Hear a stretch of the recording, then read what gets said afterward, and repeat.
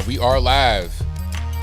How's everybody doing tonight? My name is Anthony Brian Logan, and you're watching and/or listening to ABL Live. Thank y'all for joining me tonight. You could be almost anywhere in the world, but you're right here with me live on the show, and I appreciate you for that.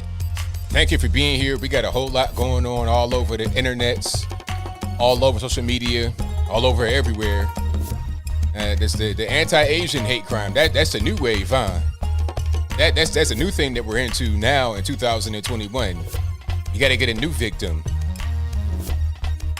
They don't want to talk about the black stuff anymore. They've moved on from that. Now we're into the Asian stuff. That's going to be the new thing. Unfortunately, you had a few of these women at the massage parlor who lost their life due to this guy, allegedly. But we'll get into that. We'll see what's happening with that. Also, the Nashville police-involved shooting. I mean, she did everything up under the sun to have it in that way. You know, could have just cooperated, went to jail for the drugs in the bag, didn't want to do all that. The car wasn't even in her name. What are you doing? Stop, drop, and roll. Just relax, chill, take a chill pill. But she didn't want to do that. The BT 25,000 almost got away from the scene scot-free, but after you didn't got tased and shot, you might not be able to drive too well. Also, Sharon Osbourne. Live by the woke sword, die by the woke sword. We'll talk about all those issues and more on tonight's episode of ABL Live. And I thank you guys for being here tonight. You could be almost anywhere in the world, but you're right here with me live on the show. And I thank y'all for joining. If you enjoy the content in general on my YouTube page, please give the video a thumbs up. If you enjoy what you've heard so far, just from me starting to talk, go ahead, hit the thumbs up. Also, please share this video, like this video, do all that good stuff. If you're not subscribed yet, I don't know what you're waiting on. Go ahead and subscribe to the channel right now. While you're listening, you ain't doing that. You just chilling, hanging out, watching on television, on your phone, on your computer, your laptop, whatever you got, your PlayStation. Go ahead and subscribe to the channel right now. Also, there should be a bell somewhere. Maybe they discontinued the bell. I don't really know. But click that bell so you're notified whenever I go live and/or post a new video. All right. So there's quite a bit we got to talk about today.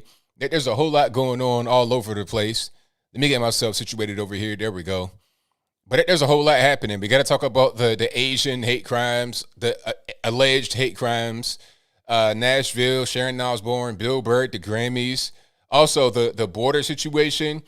I'm going to talk quickly about the border because I spoke about that last time, but I want to speak more about the border. I got to talk more about the border because that's an issue that is only getting worse and it's not going anywhere.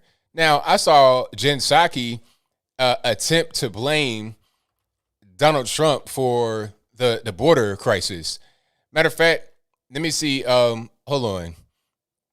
Let me see if I can find where she was talking about that. Like it's somehow his fault. I mean, it's very simple. If not for the Biden administration inviting these illegal aliens into the country, then there would be no big problem at the border, as they call it. They call it a problem or a situation, a matter. That's a different story. I digress. There would not be a border crisis if not for the invitation of illegal aliens. It's very simple. Now, I saw, here it is. Here's what I wanted to show. Now, before I get to this video of Jen Psaki, I saw Joe Biden talking to George Stephanopoulos, who, by the way, was the Clinton's press secretary. Well, Slick Willie's press secretary back when he was the president.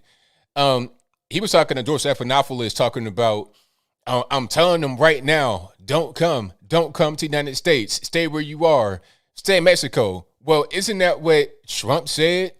Was he said, stay where you are and don't actually come to the country. Stay in Mexico. That was a policy. And if you wanted to apply for asylum status, you could not enter the United States. You could not come up to the border. If you come up to the border, you were deported immediately. You were sent back. You were not allowed into the interior of the nation, only to come back at a later date for a court date, which you're probably not going to show up for. That's called catch and release. That was ended under Trump.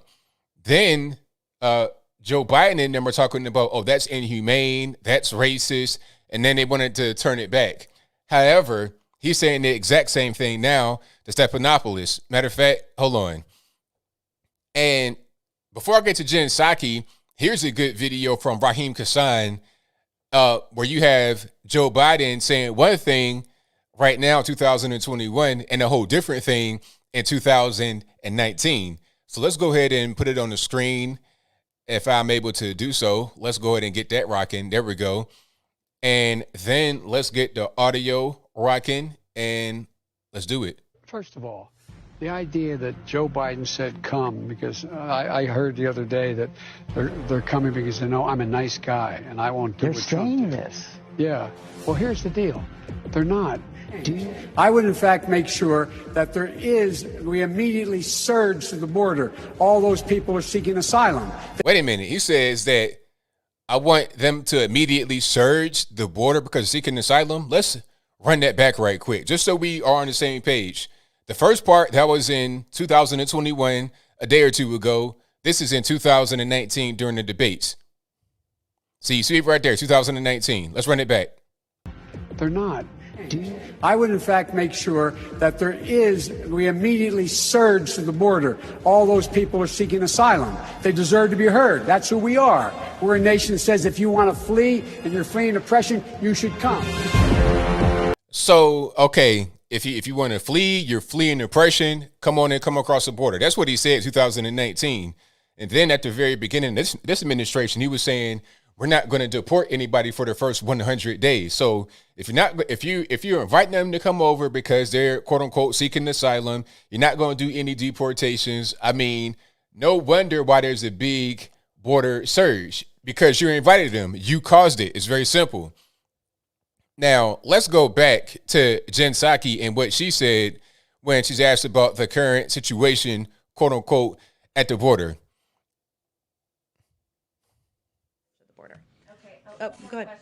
And, one of the biggest criticisms of the Trump administration's Remain in Mexico policy was that it overwhelmed all these border towns in Mexico and created pretty dangerous living conditions for these migrants. And so now you have the exact same thing happening. Even though you all have rescinded that policy, these border towns are overwhelmed, and the president is saying, do not come. So how is the situation on the ground in Mexico any different?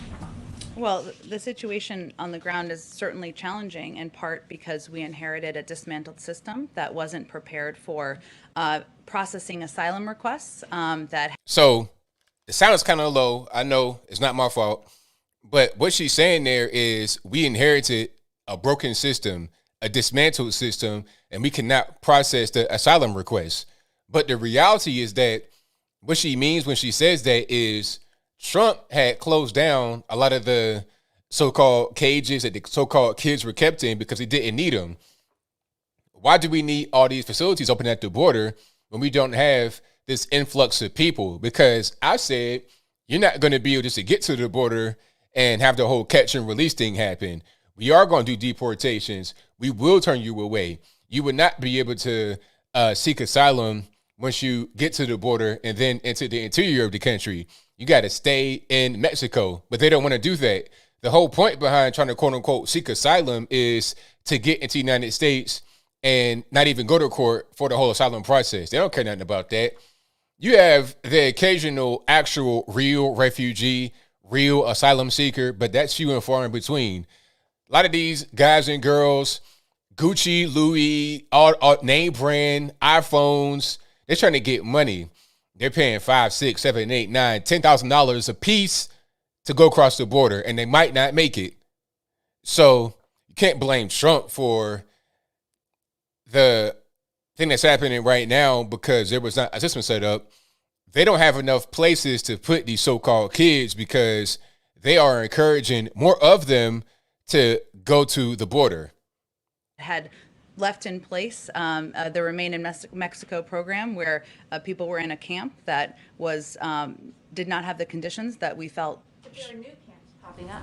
Well, and they're building new camps, exactly. I think what I'm conveying to you is that we are less than 60 days, about 60 days in. We are working to repair what has been an unprepared and dismantled system. Accomplish it. You can't blame Trump for what's going on, because under Trump, this problem didn't exist. It simply was not there. It was straight under Trump because he knew how to regulate it. What you got going on right now is the cartels and illegal aliens of all types. Whether they were the cartel or not, they are taking advantage of the whole situation. They're bringing in drugs. They're bringing in like human trafficking victims, actual slaves, like legitimate slaves. They're bringing in all types of stuff. They're stealing stuff and taking it back across the border. They're doing a little bit of everything, bringing in fentanyl, all that, contraband food, whatever you want, because they're flooding the resources down there, because you got to take people in, you got to bring them somewhere. So while you busy handing out bus tickets and airplane tickets to people at the border so they could do whatever they want in our country, talking about the asylum seekers when they're really not, while you're busy doing that, what's happening is the cartels are sending whatever they want to send. And that's kind of how that's going. Give me 1 second. I'm messing up. I'll be just 1 second.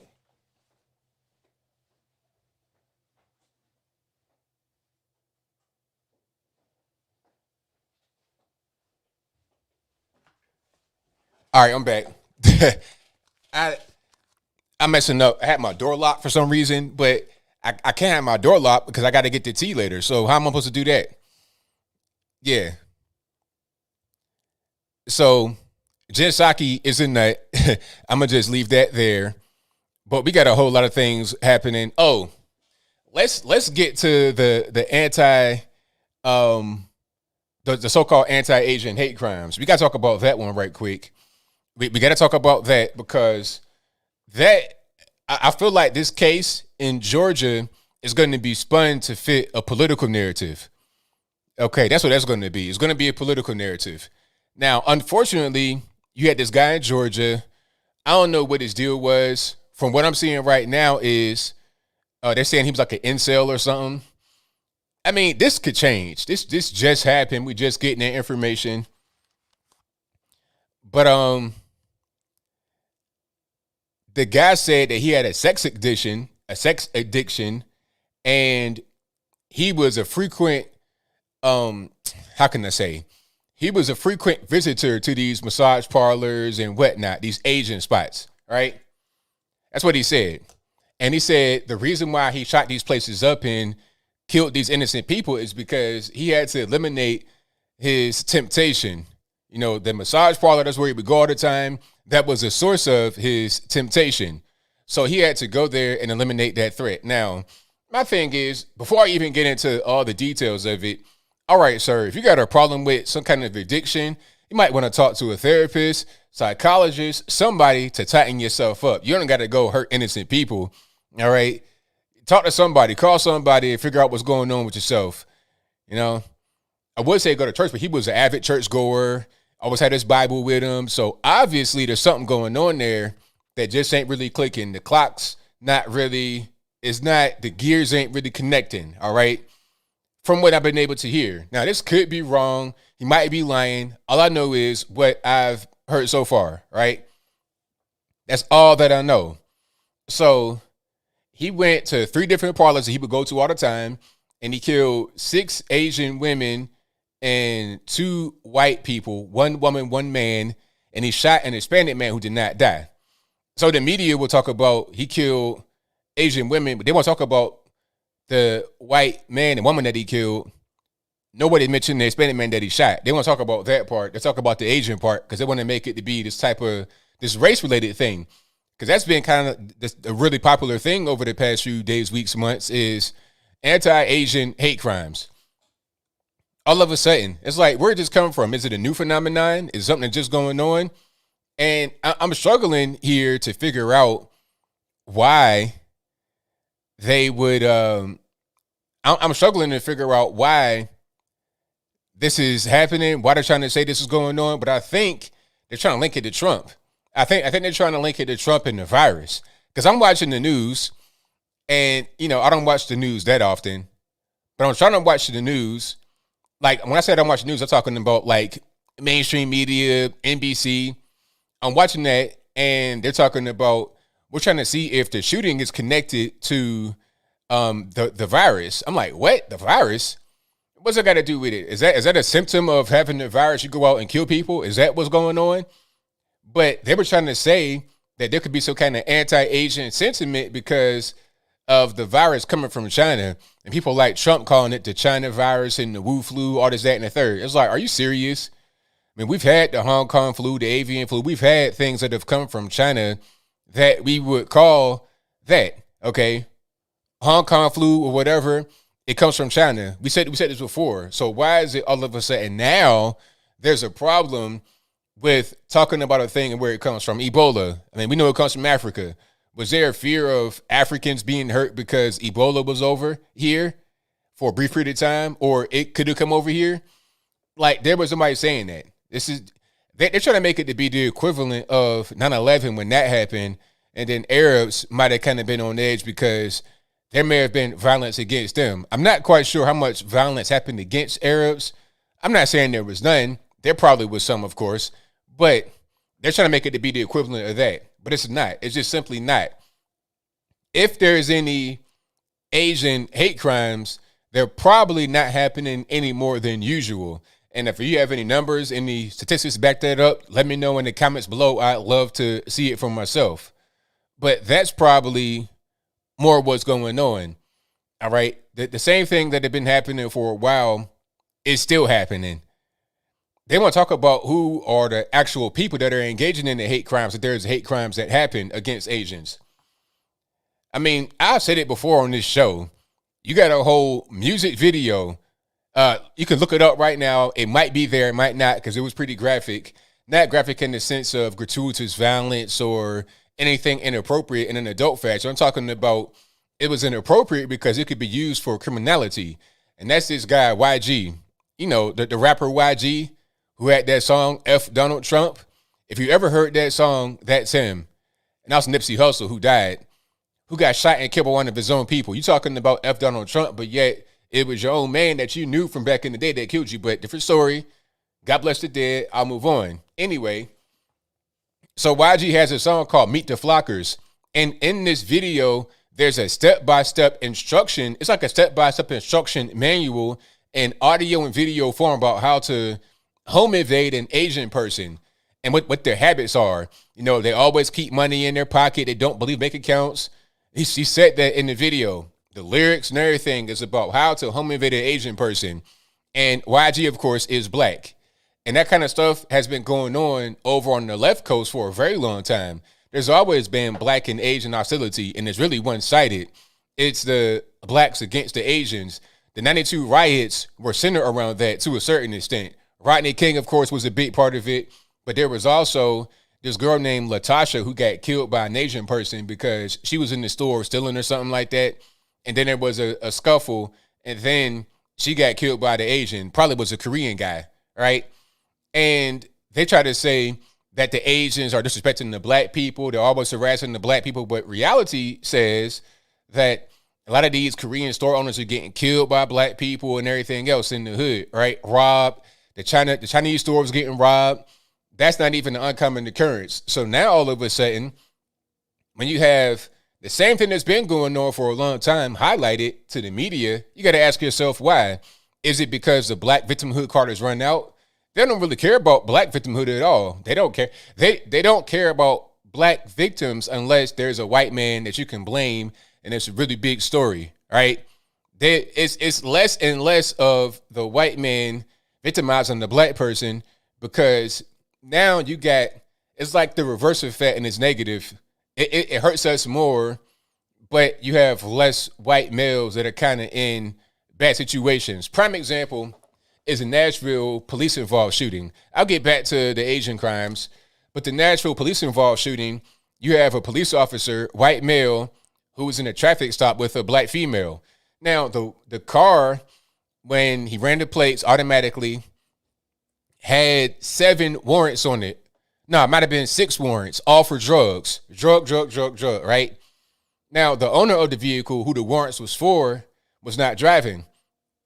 But he doesn't know that. He pulls the car over, And once he runs it, then it pops back. So he pulls the car over and the woman hops out and she was by herself. Now, she was doing way too much.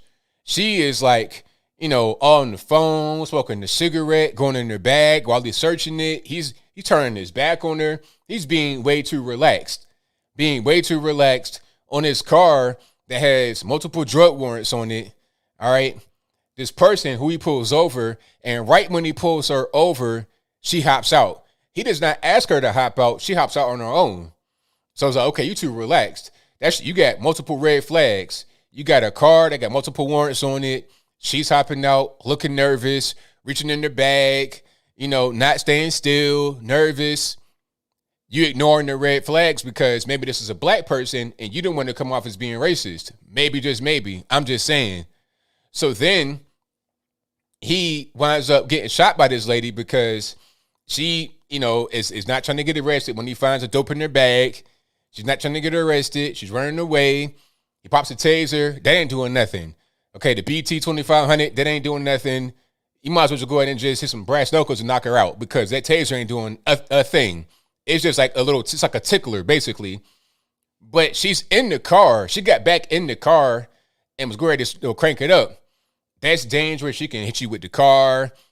Once she got in the car, your gun should have been out because now that car can be a weapon. She can get back in her bag that she took from you that she was searching and get a gun from the bag. It could be a gun in the glove compartment. It's in her console, on the passenger seat.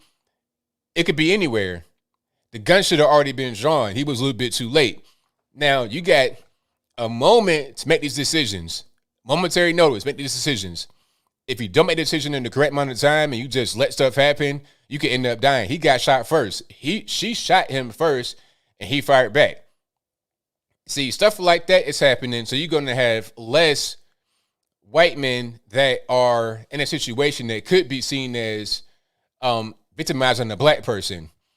If he was to pull his gun out first and shoot first, he'd be justified because she's resisting arrest, trying to get in the car, and she had a gun in the car. He would have been justified for doing that. But since he doesn't want to be in the shoes of Derek Chauvin or somebody like that, he may, just my speculation, he may have hesitated. All right? So, since you don't have as many white men that could be, in a situation where it's a black victim, now you got to have the Asian victims. And all you're really doing is highlighting things that have already existed. You're not creating new crimes. You're highlighting old crimes. Let's go to New York with all the slashings. What they say? You get somebody a $150 across the face, 100 stitches across the face, the slashings in the subways and all that kind of stuff. People getting punched for no reason. The knockout game. A lot of Asians are being targeted. A lot of Chinese food stores, 7-Eleven, stuff like that being knocked off. When I was in Virginia, I said it before, but the security was like nothing at these gas stations at night. One young boy, 15, 16 years old, drove around 264 and 64 like in a circle and stopped at each. And my volume messed up? Okay. Let me get it back together. So the kid stopped at each exit, got off, and he would rob another 7-Eleven. All right. So who is there at the 7-Eleven? Who owns 7-Eleven? You tell me. You might have a white guy, but a lot of times it's Asian guys in there working. A lot of Indian guys. I'm talking about East India, not West India. Not like American. I'm talking about like from the continent of India, Indians. They're Asian as well. There's a lot of that type of stuff going on. Now, all of a sudden, you want to highlight it to where it's actually an issue. But before, it was not an issue. It was not really a problem. All right? But yeah, they're going to be new victims. And they're going to use this case to say, see, this is what we're talking about. This whole anti-Asian thing. I think LeBron James put out a statement. Oh, we stand with our Asian brothers and all this and that. It's like, okay, it's the same thing that's been going on for a long time. So now we want to say something about it. And to get back to these parlors right quick, just briefly, because I don't want to go too far down the rabbit hole with you guys tonight, but these parlors are like that. You can go get a thing that you probably shouldn't be getting legitimately at these parlors. Going back to Virginia, there was a spot down from where I lived at. I never been there, but I will always see it. If you know about Chesapeake, right by Great Bridge, the Great Bridge, that's what it's called. The Great Bridge, the big green bridge they built recently, that they renovated recently. It's a little shopping center right there, right next to where the bridge goes. If you're coming from North Battlefield down South Battlefield, right? Right over there in that shopping center, it's a massage parlor. I will always see it because I will always go that way. And they were on the news one day, and they arrested like 6 Asian women, and they all had Chinese names. Nobody spoke any English. Now, what's going on there? What do you think is happening there? Are they just hanging out and ain't got? Come on. You have human trafficking victims. A lot of times they come over here and they have to pay somebody for the ability to get over here. All right.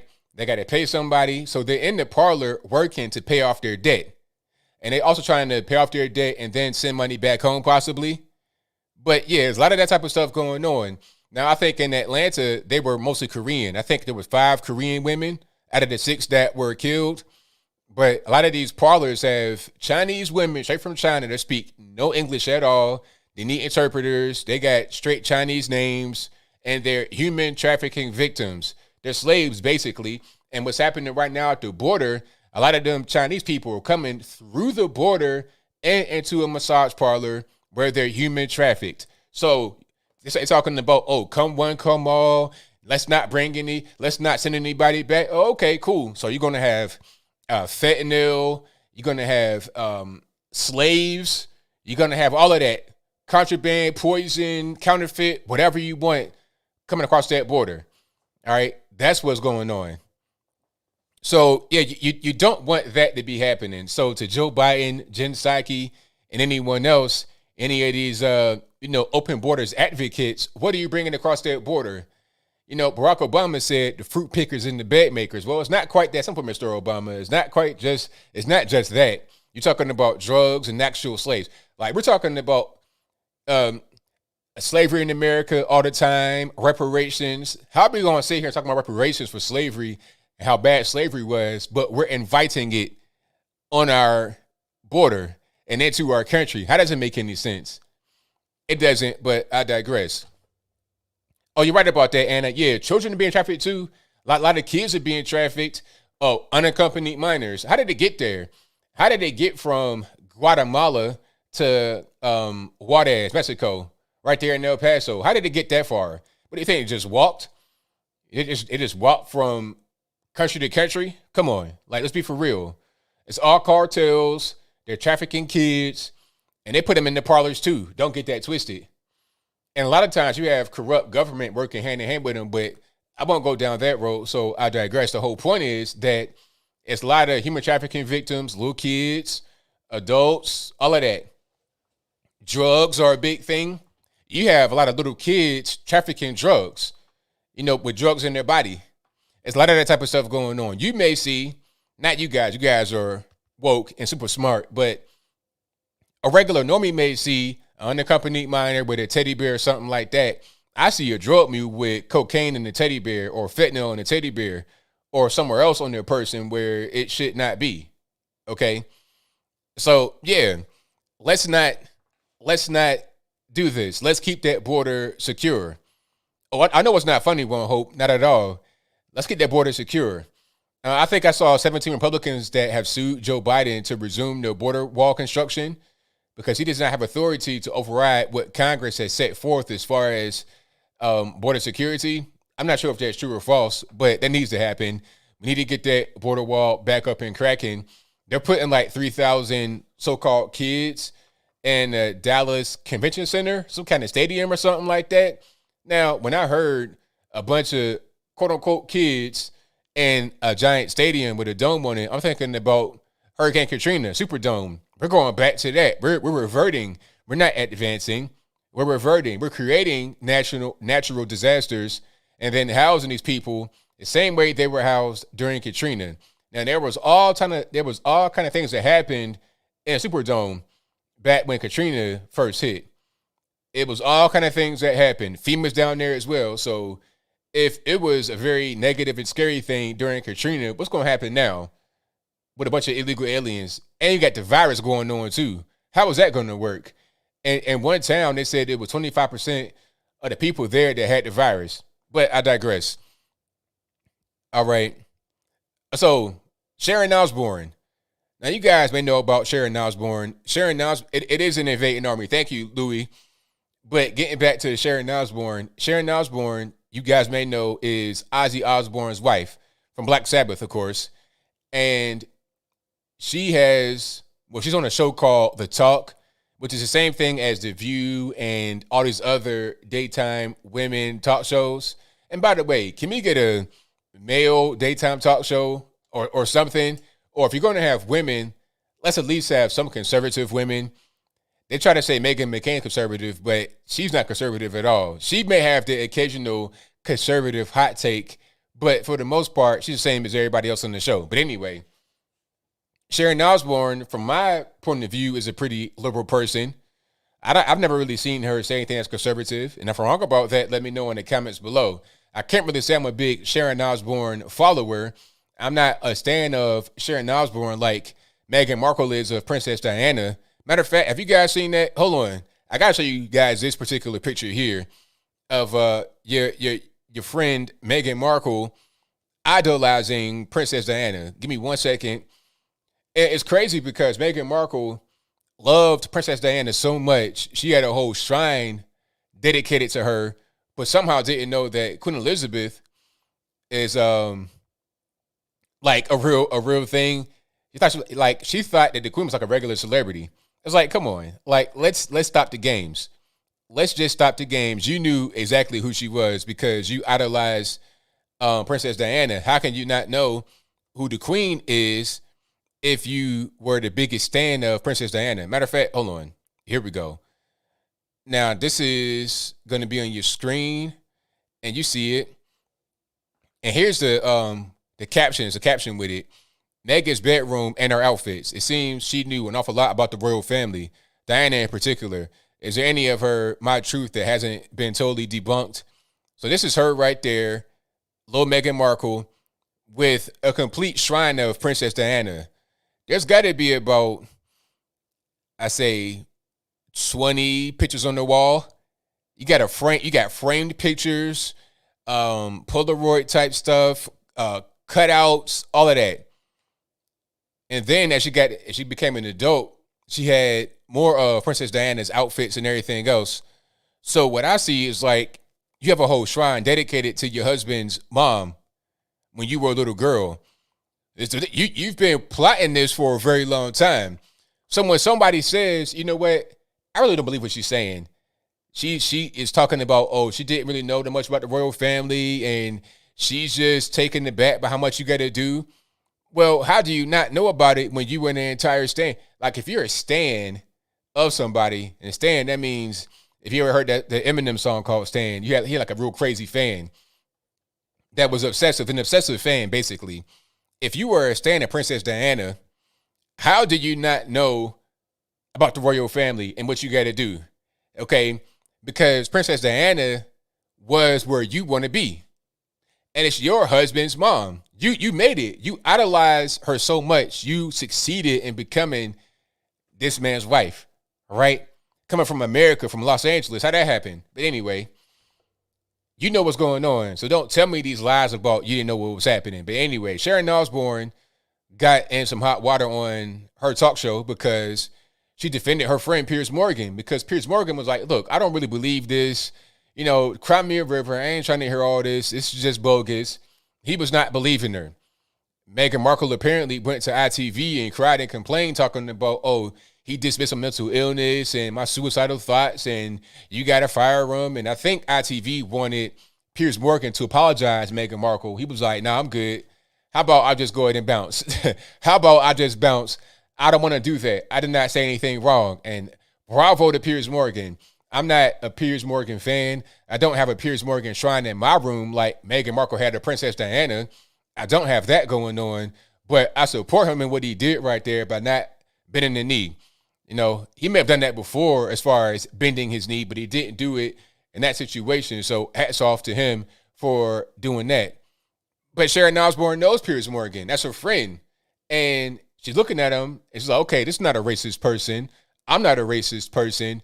He has his opinion, and she didn't even agree with the opinion. She just defended his right to be able to say it, and also defended him for not being a racist. Now, for that, she got attacked. She got ambushed. According to Sharon Osbourne, what happened was when she was ready to go out there to the show that day, when everything went left, she was asked by the showrunners if she want to talk about Piers Morgan and the whole Meghan Markle kerfuffle. She's like, sure, no problem. But when she got out there, what she thought was kind of an impromptu last-minute change was a thing that had already been planned without her knowledge. And if you're doing live television and you got a show with co-hosts, you probably all want to be in on what's going to be the next topic rather than you being blindsided and everyone else being prepared. So her co-host, Cheryl Underwood, had a card with questions on it. Like, okay, well, how you feel about the racism? Are you a racist? All this, that, and the third. So it kind of became an inquisition. So it's like, all right, well, what's going on here? So then a bunch of F-bombs came out because she was attacked. She felt attacked. Now they didn't suspended the production of the talk because of that whole thing. Sharon Osbourne and Cheryl Underwood, they got beef with each other. Sharon Osbourne is mad with management. Now you got people coming out from back in the day talking about, oh, Sharon Osbourne is a racist. She said I was too ghetto. Holly Robinson Pete, who was on Hanging and Mr. Cooper, and also Leah Remini from, what was that show? King of Queens, also former Scientologist. Funny thing, by the way, when I'm reading these blog sites and newspapers, same thing, blog sites, newspapers anyway, when I'm reading these places, they talk about Sharon Osbourne allegedly calling the black former co-host Holly Robinson Pete, quote unquote, too ghetto to be on the show. And that's probably why she got fired, allegedly. They talk about Holly Robinson Pete, but they don't talk about Leah Remini, because she also said Leah Remini, a white person, was too ghetto, allegedly. Why don't they do that? Oh, okay, it's a narrative. But anyway, so now they're trying to attack her, bringing up old stuff. But this is what happens. You live by the woke sword. I don't see Sharon Osbourne as being conservative. So if you playing along with their stuff, what they do on the left, if you playing along and you kind of like you with them and you hanging out, then you may think everything is all right, everything is fine, is no problem. But then you may be the next victim that they attack. You may be the next victim of cancel culture that they attack. So it is what it is. Oh, and also they're saying that Sharon Osbourne is racist because when they were saying Meghan Markle was black, she was like, well, she don't look black. Her exact words, she ain't black. She don't look black. I mean, she has a point. I mean, what qualifies someone as black? If her mom is like a mixed person, her dad is white, how does it make her black? It's that one drop rule from back in the day, back in the Jim Crow South. And the same people that try to claim Meghan Markle as being black will say that Jim Crow laws are racist and we got to get paid back for that. But you're still using the same Jim Crow laws. When they benefit you, it's fine. But when they don't, then it's not fine. Oh, okay. When they don't benefit you, when they harm you, when they get paid for it. But then when they benefit you, you want to capitalize on it and then claim her as being a black woman.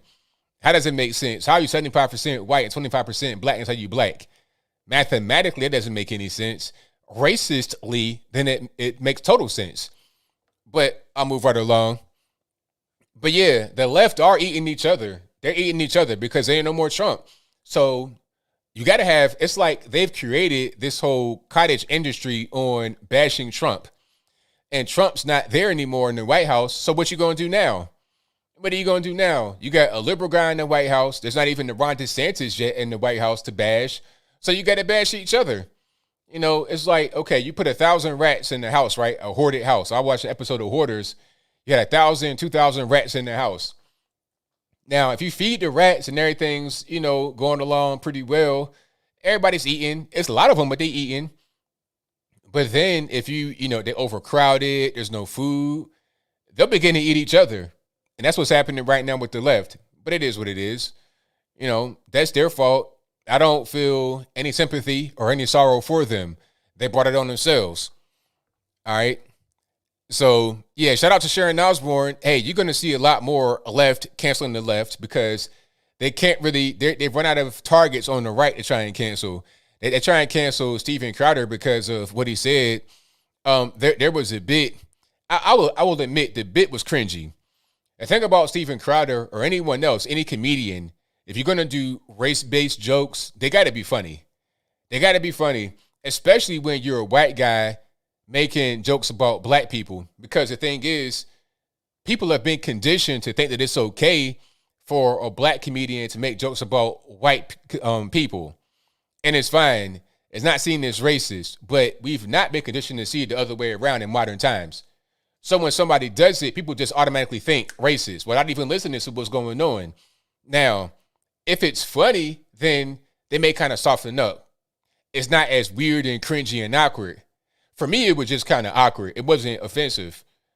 But for a lot of people, they saw it as racist.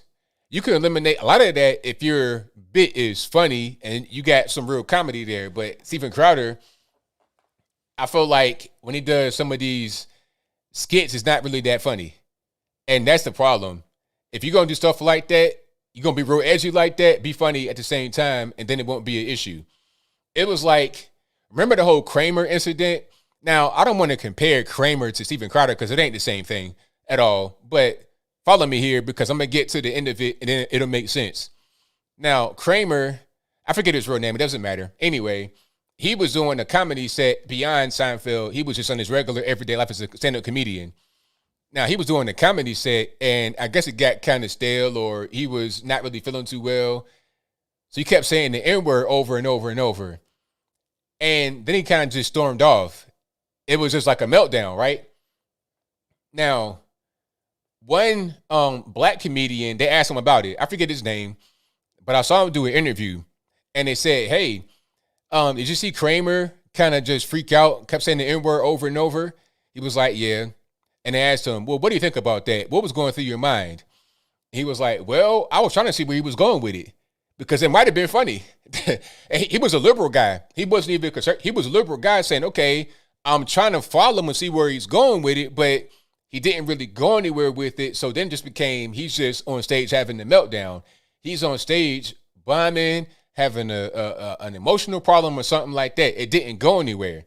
You could be offensive and at the same time be funny. I've seen it work with whatever kind of color you are, white, black, or whatever. But Steven Crowder just was not able to really land it. That's why it was so cringy. And to some who already think that he's a racist, it just confirmed their beliefs. Matter of fact, Media Matters put out a whole hit piece on him.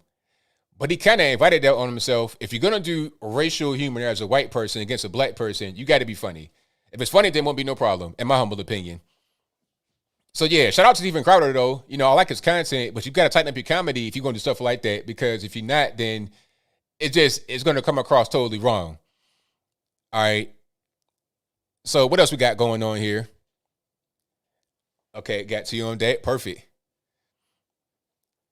Yeah, that was his name. Thank you, man of the face. Michael Richards. All right, thank you. Yeah, I had totally forgotten his name. That's who Kramer was. Oh, yeah, I saw the Candace and Cardi B situation. You know, I'll speak on that briefly. They've had it back and forth before. What I want to see, rather than the back and forth repeatedly on the internet, I want to see Cardi B go on Candace Owens' show. Because you guys know Candace Owens has a show that's coming out, I think, this Friday, right? On Daily Wire. Daily Wire with Ben Shapiro. It's on her website. You got to be a member to get access to it. So shout out to her, the new show coming out this Friday. What was I saying? Because I'm reading the comments. I got sidetracked. Oh, so I want to see Cardi B go on Candace Owens' show, because you could tell that Cardi B wants to kind of get involved a little bit politically and speak about certain things. Go on the show and have a real conversation. When you on the Twitters, you can say pretty much whatever you want to say because you're behind the phone. It's easier to kind of craft narratives and kind of Google stuff and then put it out there and post memes. But when you're live and in person, it's a little bit different. You know, I done seen guys that I had issues with. I won't name any names ever, but some guys I had issues with online, I see them in person, it's totally different. So have an in-person meeting and then talk about it that way. Talk about some real issues. Talk about how Cardi B got this nasty and ridiculous song that's topping the charts, winning Grammys, that little kids listen to, little kids see their mama and whatnot dancing to. But when Cardi B's daughter came into the room while she was playing, she turned it off. Oh, you don't want your kid to hear that song. You know it's filth. You know that it's pretty nasty and gross. You know that in your heart. So when somebody says that it's nasty and it's filth, then don't even try to trip, because you turning it off when your kid comes into the room. So you know what it is. So have that discussion live on air on the Candace Owens show. That'd be great, rather than having the back and forth on social media. You know, I think that might be the setup. It could have already happened. They could have already had the discussion, and then the back and forth on the Twitters could be the promo for it. Now, I'm not saying that's what's happening. I have no way of knowing that. I don't talk to anybody about this that knows anything. But if that were the case, I would not be surprised in today's day and age. Not at all. Yeah, you know what? If Ivan or somebody like that was to be right in front of my face, it'd be totally different. It'd be way different. I done seen a lot of guys like that, numerous guys like that had an issue with me on the internets, and then when I see him in person, it's different. That's kind of how it goes. So yeah, meet up in person, go on the show, and have a talk that way. That'd be great. That will be fantastic. All right, what else we got going on? There's quite a few things happening that I want to get to. Oh, Bill Burr. Now, shout out to Bill Burr. Speaking about white guys and comedy and cringy, and Bill Burr's a great comedian. I'll presume Bill Burr's on the left. And if I'm wrong, let me know in the comments. I don't really know, but I presume he's on the left. His wife pretty much is, from what I've been able to see on her Twitters. You know, you go to his wife's Twitter page, the header is like Beyonce. So I already know what time it is. But anyway, Bill Burr is at the Grammys, you know, kind of hosting a little bit, reading off nominees and winners. And there were some things that some of the Blue Check Mafia members on their Twitters did not like. Again, going back to, if you were in person, this wouldn't happen. But when you're on the internet, it's different. So he said some things I didn't like, but it wasn't really anything. It wasn't even like what Crowder was doing, which was like kind of a cringy comedy routine. All he said was that piano solo was terrible. I kind of wanted to kill myself. So from that, just that right there, they were trying to say that he's making fun of people that have mental illness and suicide victims and stuff like that. Then he spoke about, he announced a winner and butchered the name. And because it was a Mexican woman, you got a woman of color, Hispanic. Oh, you're terribly ridiculous. Not taking your job seriously. How dare you do that? And he mispronounced it and said, I'm sorry if I butchered the name. It's not my fault. I say that all the time right here on the show. Hey, if I butchered your name, I'm sorry. Not my fault. Blame the white man. I say that right here all the time as a joke. He said basically the same thing. He didn't mean to butcher it. He just couldn't pronounce it. I think her name was La Forsade. I don't know what her name is. I can't pronounce it. But anyway, so that was an offensive moment to some people. I forgot what else he did. It was one more thing that he did, but it was a nothing burger. So some of the Twitter blue checks got offended. They got mad. And one dude went way out of the, just totally left and attacked his wife. Now, his wife was not on stage. His wife was not mentioned during the set. So why would you attack his wife? What she got to do with it? Nothing at all. So basically, somebody, they were trying to say he was racist for not pronouncing the Mexican woman's name right. And then somebody posted a picture of him and his wife because Bill Burr's wife is black. And they're like, okay, how can he be racist? I don't really understand. This is him and his beautiful wife. And then one big brain, super genius, some random blue check, a nobody really, said something like, matter of fact, can I find that tweet? I'm going to find it right quick. No, actually, I can't find it. I don't want to find it right now. I don't got the time.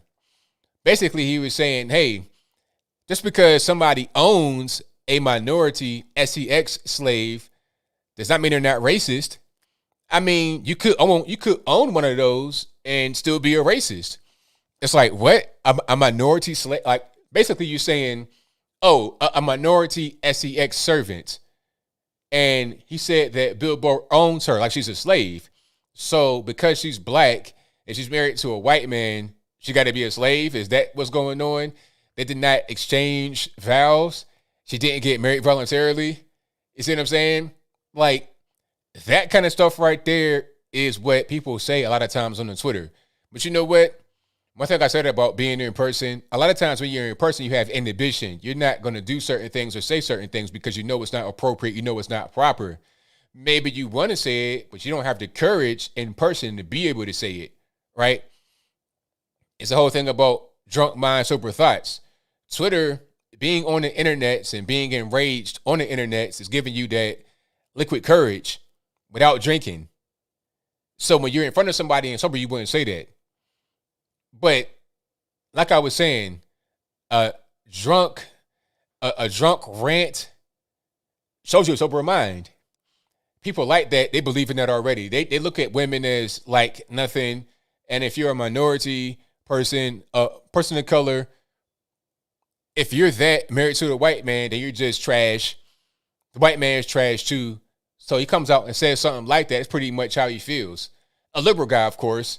And that is the general sentiment I get from a lot of people on the left. I mean, if you could see my emails, some of my comments that don't make it to YouTube, that are on YouTube, oh my goodness, it's crazy. I don't cry about it because it ain't no big deal. And I don't even really see it most of the time. You know, it happens, I don't even really see it because I got ways that I can just not see it. But that's very common. It's very common among those that are kind of like, you know, behind the scenes, behind private accounts, anonymous pictures. They do that all the time. There's nothing uncommon about that at all. But that's what happens. All because Bill Burr was just on stage, not even doing a comedy routine. He was just hosting. Oh, I forgot what the first thing was. I remember it now. He said, I'm going to trigger some feminists tonight because I'm a straight white cis male out here doing all this Latin stuff. That was it. It wasn't even really that much. But because of that and the other two things I mentioned, you want to go all the way and jump the whole shark and say that your wife is a slave. It's like, wow. And his wife responded and said a few choice words for him. I can't repeat right here. I got little babies watching, but you could pretty much figure out what she said. She was not feeling that too tough. She said about 5 good words. And I say about half of them were not suitable for TV. So you pretty much know what's going on there. Yep. Yeah, I do have Irish in me. So shout out to the Irish. St. Patrick's Day. My great grandfather was actually mixed black and Irish for real. Had an Irish name and everything. Irish first name and last name because his dad was Irish. And people they try to say, you know, if you're mixed, that you're a product of abuse on the plantation. Nah, ain't nothing like that. There was actually couples that were interracial back, you know, during slavery that were not slave master and slave. And after slavery, you had black and whites together just normally. That's why they had to pass laws to ban it. You see what I'm saying? Like, why have a law against miscegenation if there was somebody trying to miscegenate? You see how that works? So yeah, and that was the beauty of our country advancing. We got past all these government rules, regulations, and mandates, segregation, anti-miscegenation, and stuff like that. We could do whatever we want to do. We can have more freedom. Now they're trying to roll a lot of rules back. They're trying to have separate graduations and separate dorms and things of that nature. It's only a matter of time before you're talking about policy that mandates some of these things from the federal government. All right. So let me see. All right. Did I get everything I wanted to get? Oh, man, time to flew. It's already about 9 o'clock. Okay. Super chats on deck, and then we're going to get to the calls. And thank you all for being here yet again. I appreciate you guys. Apple gave me a few. It says, Happy St. Patrick's Day, ABL. Please, Irish accent. I don't know how to do that one. That's not really in my wheelhouse. He also says, ABL, awesome video on the Bill Burr kerfuffle. It saddens me how much abuse that you and other black conservatives receive from white liberals. Shame. Well, that's what it is. It just happens. Anthony Brian McLogan, that's hilarious. That is hilarious. It wasn't no Mick or O or nothing like that in my granddad's last name, my great-grandfather's last name. But that's hilarious. Shout out to Apu, who also says, ABL, I'm proud of your video on the massage parlor shooting. You're very compassionate and respectful with a passion for justice, RP to victims. Taps 118 Gaming says, hey, ABL, been watching you for a few years now. Upset that I'm lying for my wife to come legally and they want to just illegals. They want to have illegals just come over. Exactly. Like, that's the problem. People coming over here illegally just spit in the face of legal immigrants. You do everything the right way. You waiting years, literally years, 5, 10, 15 years to come over here. You paying thousands upon thousands of dollars to come over here. 100 grand, 200 grand. You're doing all of that. And then it's like all for nothing. You can just walk across the border and go into the interior of the country and get whatever you want. Okay, they have school open at the border for these unaccompanied children, but your school is closed sometimes still. How that work? All right. You get on the plane, no virus. No virus don't really matter. Apu says, libs ignore hate crimes. Why'd you meet the flockers? Josh Wallach says, the hypocrisy on the left is beyond. Thanks for exposing them, ABL. Oh, all the time. Thank you. Amy V says, 76 mass shootings this year, defined as 4 or more shot. How many have you heard of this year? How many were solved? How many are legal versus illegal guns? Exactly. There's a lot of that going on. A lot of mass shootings happen. People looking at this one as the first one. No. There's been plenty of mass shootings. That's like a common occurrence in these ghettos or whatever all over the nation. 4 or more people that get shot. That's common. At once, oh yeah, a whole family got wiped out. But that's not really we don't talk about the family that got wiped out with 6 people, including an unborn baby. You had 15 shot at a house party in Chicago with 2 dead. We're not worried about that. The man that killed his baby mama and 3 other people, including a little girl, that man killed 4 people over income tax money. We're going to talk about that. Over the stimulus and income tax money. Briefly here. So, you know how it goes with the stimulus and income tax, the way they got it now with the earned income tax credit and also the stimulus. You get $1,400 per person in your house. Like, okay, let's say you got a family of 4. Each person, husband, wife, kids, get $1,400. Now, if you're a child, you're not going to get the money yourself. The parents will get it because you are in their house. So they get it for you. All right. So you get a total of $6,000 to go to the parents, right? Now, you also get earned income tax credit, which is $1,300 each for each child. So then it's like $2,600 more. So you got $8,600 total in a family of 4. If I'm wrong about that, let me know in the comments. My math might be right on point. So baby daddy came back to try and get a piece of their child, the one child.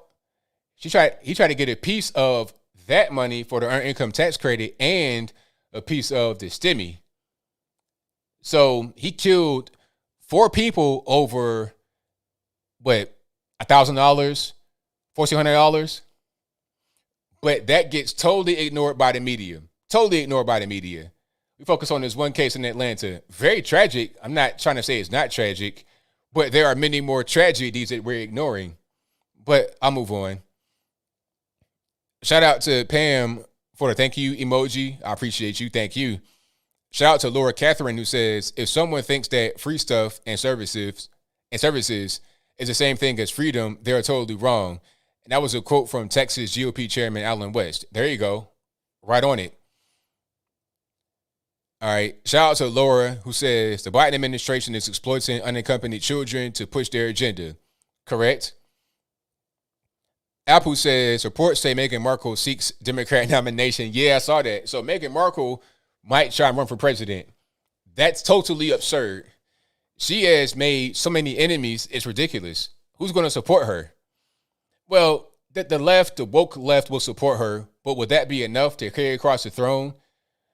Oh, like to get her a nomination, let alone to actually become the president? And if if Hillary Clinton couldn't do it, then how can Meghan Markle and Kamala Harris and everybody else? I don't really know. Like, she wasn't in the royal family for that long, and it was an ugly exit, so I don't really know what's going to happen. Let me see. Leo Mazzina says, are those illegals changing their masks multiple times a day that are coming here? Of course not. They're probably not even really wearing masks. They might wear one. They might wear it for the photo op, but that's it. Once it's over, as far as the photo op, the masks go away. All right. Laura Catherine says, the Biden administration are wolves in sheep's clothing. Pete Sangria says, you start a daytime show? Maybe so. That's a good idea. Thank you to Amy Nixon for becoming a member as an ABL supporter. Shout out to Amy, who says, ABL, love your show, but too many of your callers are either drunk, mentally challenged, no offense, or 15 years old. Can you maybe have a more thorough screening process? It's no real time for that. I understand where you're coming from, but we're just not really there. Apple says, love green polo. You have any Shamrock shakes today? No Shamrock shakes for me. I'm not a shake kind of guy. Not at all. I got my tea on deck and we good money. Terrania says, liberals call a man's wife a minority servant, same time calling Bill a racist. Exactly. How are you going to call this man a racist and then call his black wife a minority servant that Bill Burr owns like she's a slave? That's racist in itself. They always do that. That's, it's projection. They say what they are to you like it's your fault. You're this, you're that. No, you're this and you're that. How about that? Amy V says, one, how do I be less white? If I like it, it's like digital blackface. If I don't, hold on, I'm trying to read this properly. How do I be less white? If I like it, it's digital blackface. If I don't, I'm racist. 2, Minneapolis has a chop zone. 3, Jay Fonda and her 6 plastic surgeries protested at pipeline in Minnesota. By the way, 3 train derailments in Minnesota in 2021. Wow. So the train derailments are much worse than the pipeline having a problem, but that's not really an issue, I suppose. And a lot of these trains are right by bodies of water because it's flat, and you need a flat kind of ground for the train to be able to rock properly. For the most part. Shout out to several more who says, with enemies like the left, we don't need to battle. Just open the beer, sit back and watch the left eat each other. Love a good zombie flick. It's like Zombie Land over there on the left right now. Let me see. Apu says, Marvel has a new Captain America who is LGBTQ, ABCDEFG. Of course. Shout out to Anna who says, children these days can't read and write but know how to rap along the Cardi songs. Gross, exactly. But Cardi B does not allow her child to listen to her music. I wonder why. Because she knows that it's not good to have kids listen to because it's gross and it's pretty vile. It's pure filth. Thank you to Matthew who says Bill Burr and Nia are leftists. On his podcast, he'll say a lot of things associated with left wing, although no research on politics on his part. His only interests are comedy, sports, and music. I figured it 100%. Like I said, I went to his wife's page. I'm seeing Beyonce on the top. I already know what time it is, so that makes sense. Terrania says, cowards say whatever they want behind keyboards. Consequences for being a loudmouth back in the day. There you go. Matthew says, white man Bill Burr whipped by his wife. Marcus says, hey, ABL, would you ever go on The View? Yeah, of course. I'll go anywhere. Let's do it. But they don't really want me on there because it's going to be a rough day for a lot of them. But I'll go on there whenever. Mr. N says, imagine if Abraham Lincoln were alive today and he was accused of being racist, despite the fact he helped liberate the African-American community. If they're going to do this to Burr, then Dharma is upon us. Exactly. And shout out to Meghan who says, the personal is political. Well, you're right on point. You are right on point. And shout out to Ken Schruck for the cool emoji. I appreciate you, boss. All righty. So we got calls. If you were trying to call in just now, the calls were not on, but I'm going to turn the calls on right now. And you guys know how it is. I got to turn all this stuff on and make sure that things are right. So y'all just hang tight for a moment. We're going to get rocking and rolling. And the number to call is right there, 434-658-1220. Again, 434-658-1220. It's also always in the description box if you forget it. One more time, 434-658-1220. And this show you're listening to right now will be available on your favorite audio streaming platform. Apple, iTunes, Google Play, Spotify, Stitcher, Anchor, whatever you want. And a link for that will be in the description box below. All right, let's go ahead and get into it. See if it's going to work properly. And y'all just hang tight for a moment, just so I don't mess everything up. And is that good? Yeah, we good. All right, let's go. All right, caller, 817, who am I speaking to? How are you, ABL? Doing all right. About yourself? Oh, I'm fine. I'm hearing my echo come back to me a little bit. Okay. Let me see. Okay, now it seems to be better. All right. I was curious. Do you still do the Thursday night stream with Brandon Tatum? Nah, because he doesn't have the time for that. I mean, if he can get some time together, we'll restart it. But he's just so busy, we've not been able to do it. I see. Well, it was through that I discovered Damani Felder. I really like that guy. Yeah, he's a good guy. Yeah. You've been talking about the royal family, and I guess the accusation, she said the royal family was concerned that maybe the baby wouldn't be white enough or something like that. She was very vague. She was talking about it was some, skin color discussion, but she didn't really go into detail, and she didn't say who said it. So it's unfair because you're not really saying what's going on. You're giving a really basic statement, and you're not allowing the person to defend themselves and say and get a part of the story, basically. I used to watch the Jeffersons, and George Jefferson was worried about his son Lionel dating Jenny because he was worried that they were going to have a zebra baby. And I thought, well, now they're accusing the royal family of being like George Jefferson. I don't know. That struck me as funny. Right. I guess you saw that video of Oprah Winfrey talking about white privilege and saying they still have their whiteness. You remember that? I vaguely remember that, yeah. Was that when she said they got to die? Was that one? I think someone said even if they're poor, and Oprah nodded and said they still have their whiteness.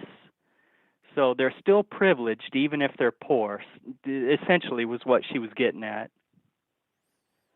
And anyway, one time on your live stream show, you had mentioned that you had seen an elderly lady digging for food in a dumpster or something like that. Oh, man, that was I remember that. Like, I was in Cleveland, Tennessee, and I was at this gas station, or I was driving past it, matter of fact, and it was an older white lady. I'm talking about, she had to have been about 70, 80 years old, digging in the trash can at the gas station for some food. Wow. Well, you're excellent at putting videos together. You've got good production quality and all the knowledge and everything. You could put that to use by getting snippets of stuff like that. Get video of that lady and, elderly homeless people and crippled children and all these white people that are in miserable circumstances.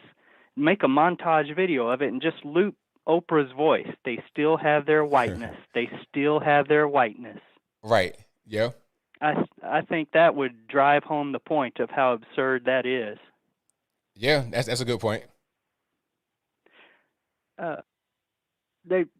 Another thing I was going to mention is about them wanting to raise minimum wage. I can't remember who said it. I'm thinking it was either Ron Paul or Thomas Sowell said, well, why do we give other countries foreign aid? Why don't we just tell them to raise their minimum wage and they can all be prosperous? Exactly. Yeah. I mean, it makes sense. I mean, if somebody says that to one of these proponents of raising the minimum wage, they don't really have much to say, because it's like, okay, if poverty in America is all about just having low wages, you're not making enough, okay, just raise the minimum wage in some of these poor countries. What's the point in giving them aid? Like, And what they'll say is, well, America is a rich country. Well, it doesn't make a difference because it's the same philosophy behind it. But a lot of them, they're kind of just stubborn and don't want to see the truth. But eventually, once they hear that over and over again, it might kind of break through. Yeah, I think humor is a powerful weapon. Speaking of which, you were talking about racial humor earlier, and I was going to try out my racial humor on you real quick just to get your feedback. Now it's got to be funny because if it ain't, it's going to be cringy. So let's do it right now. Okay, well, let's try it. Did you hear about the Chinese couple that had a black baby? No, I didn't. They named him Something Wong. Okay, all right. That was all right. That was all right. Yeah. All right. Well, that's all I had for you tonight. You have a good night. I enjoy the show. I enjoy the people in the chat. I mean, this is just, it's a breath of fresh air because my friends and relatives are all liberals, and I've got this little oasis online that I can turn to on Wednesday and Saturday nights. Well, thank you for your call. I definitely appreciate you. All right. Bye-bye.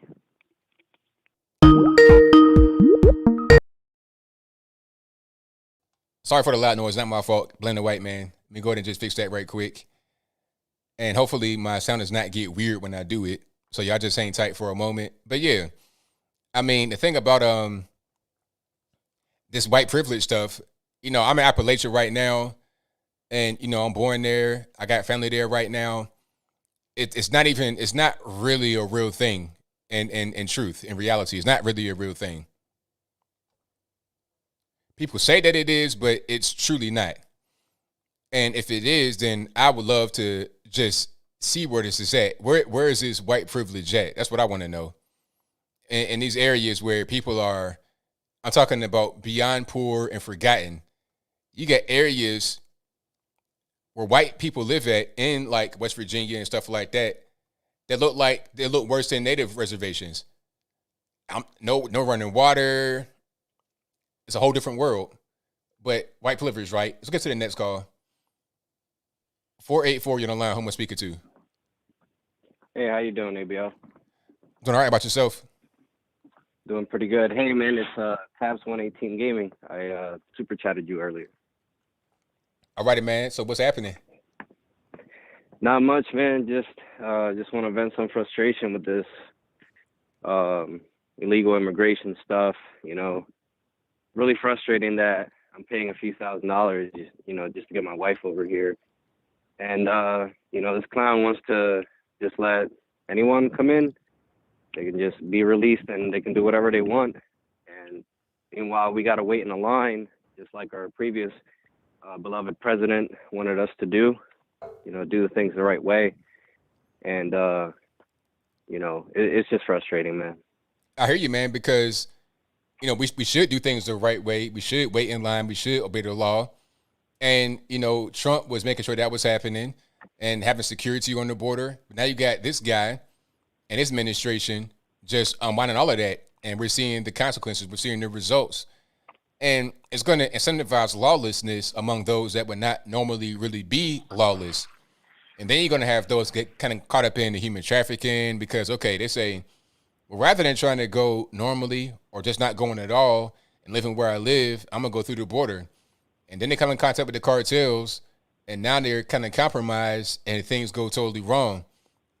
This would not be the case if we just followed the law and did things properly. But, you know, hopefully people that voted for Joe Biden are starting to see what's going on and they don't do this anymore, hopefully. Yeah, I mean, and the funny thing is, like, where I work, there's like a big divide between Trump supporters and there's a big divide between, you know, Biden supporters. And it's kind of funny because at first when Joe Biden got elected or placed there, basically, you know, they were all up in arms. Oh, we got a great president.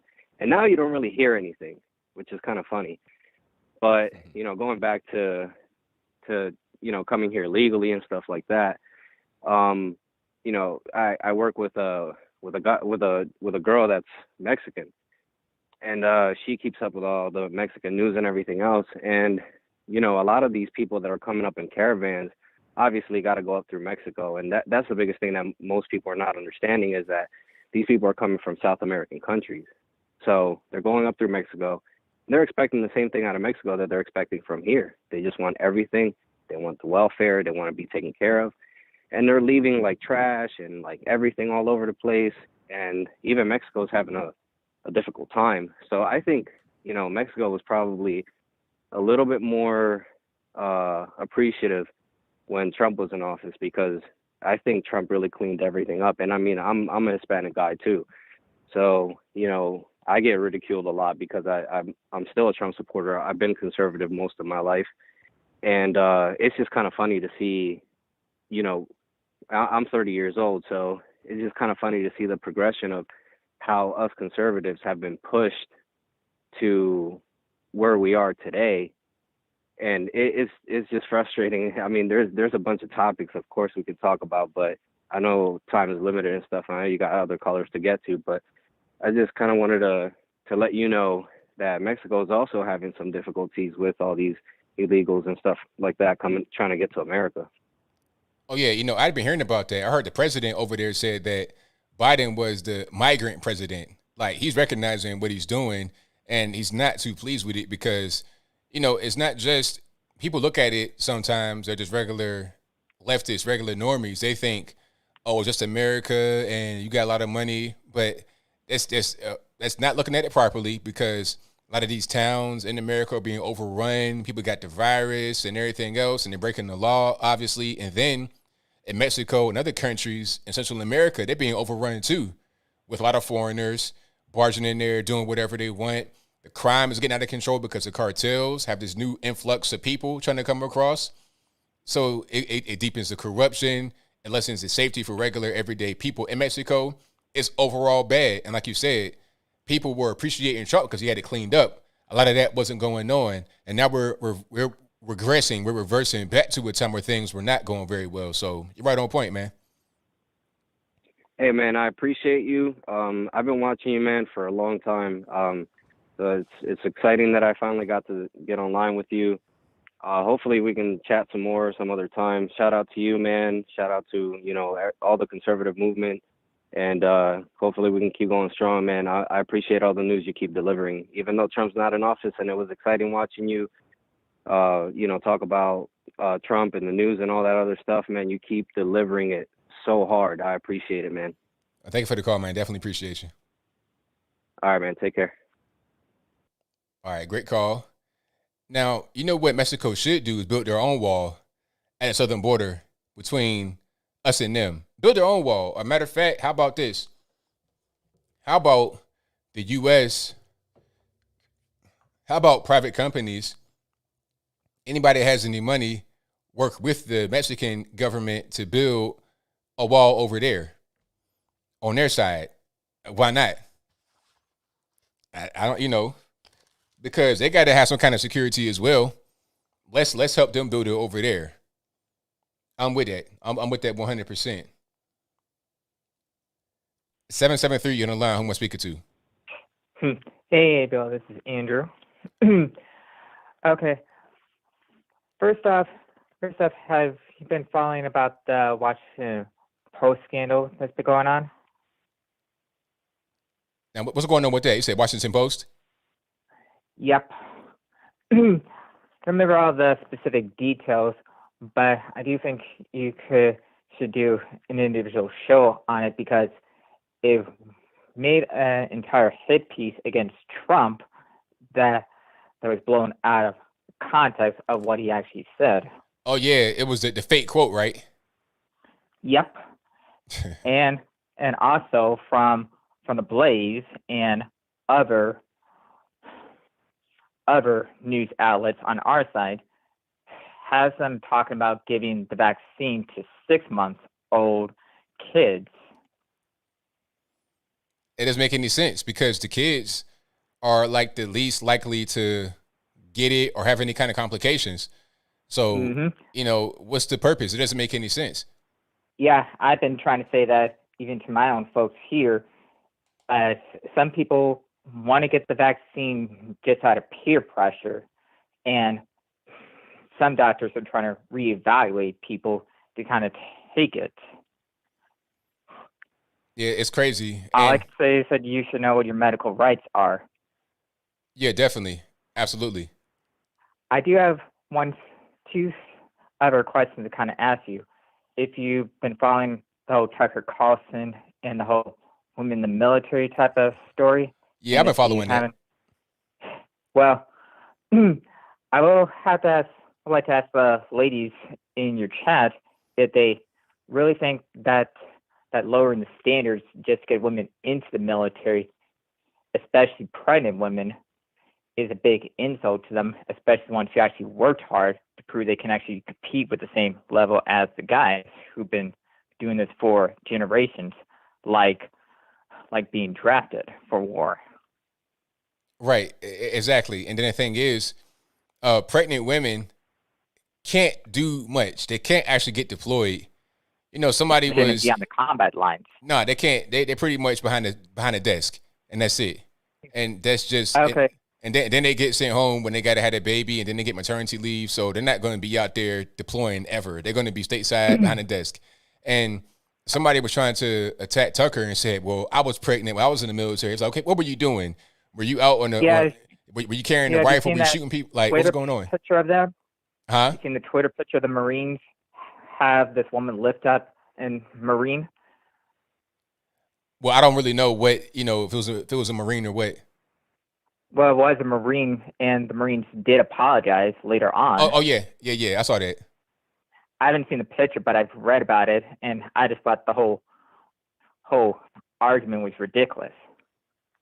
Right. And what I wanted to say at the end was that all this type of hate crime stuff that the Democrats are pushing is going to really result in some type of race war because it's not white people who are beating up Asian people or Hispanic people just for no reason. It's pretty much these, how should I put it nicely, ignorant hood rats in the black community that's spoiling the entire bunch for everybody. Because you have heard about that story in New York where these two black teenagers literally burned some Asian people to death. Well, I didn't hear about that one. They set him on fire? Yeah, Michael knows, if you've seen the clip for his show, talks about it. And that's pretty much a real hate crime right there. And I don't know how could any so-called black leaders support that. Well, it's not a matter of support. It's a matter of ignore. They totally ignore it like it's not even a real thing, like it doesn't really happen. And then they want to say, well, look at the white man over there that did that. It's like, okay, how about all the cases over here? Things that have been going on for years now, just totally being ignored like it's not happening. And people, the media will say, well, there's a bunch of anti-Asian hate crimes that are happening, but they won't say who's doing it, who the suspects are, where it happens, or anything like that, because you would get a clue as to a pattern and then start drawing conclusions. But they don't want you to do. They want you to focus on the one case they have where it's a white guy involved. And these type of hate crimes against them, because the virus happened exactly last year, and nobody wanted to talk about that. And I vividly remember seeing a video of some black teenagers harassing some elderly Asian lady over the virus. Yeah, that's going on. And they're trying to say now that Trump is the reason why there's a bunch of anti-Asian hate crime, because he was calling the virus China virus. And they say it's a bunch of Trump supporters that are doing it. No, nope. a lot of these guys are not even old enough to vote, let alone Trump being Trump supporters. And that woman in Tennessee, when she was yelling, she did sound exactly like a stereotypical minstrel show when I actually saw the video on Tommy's stream. And I really just think the cops should have just shot her because the taser wasn't working at all. Now, see, the thing is, he was too slow. But when she got into the car, the gun should have been drawn right away. He should have had the gun drawn when she got in the car, because at that point, now you got a dangerous weapon, including by being in the car. It's a dangerous weapon in itself. And then she could have a gun inside the car, because you don't know what's on the other side, in the glove or in the center console or on the passenger seat or in the bag. You don't know what's going on. Yeah, that's logic 101. And now the mother's trying to defend her daughter, even though that was her own fault. Well, yeah, of course the mom would do that, because the mom just worried about, oh, my poor baby, but not looking at the reality. But hey, I got a lot of calls on the line, so thank you for the call. Definitely appreciate you. Bye. All right, let's get to some more here. Let's go. All right, caller 857. Who am I speaking to? Hey, Anthony, this is Ivan. All right, what's happening? Hey, I saw your video where you were talking about Ron Johnson, the senator, that you were saying that, I guess the viewer were accusing him for saying racist comments about when he mentioned that it would have been Antifa or Black Lives Matter that broke into the Capitol would have been a different story, that he didn't feel threatened, he feels safe. Well, maybe he feels safe, but most of the senators that were there did not feel safe. The police officers that were there, they would not feel safe at all. And my question to you is, he said that those people were patriots. The question is, do you believe that those people that broke into the Capitol were patriots? Well, the violent people, I don't believe the violent ones are patriots. Okay, so there were no patriots. I'm talking about the ones that broke into the Capitol. I'm talking about those who were protesting peacefully. You're talking about different things. Wait, you're talking about people that happened to, because Ron Johnson did not say those who broke into the Capitol.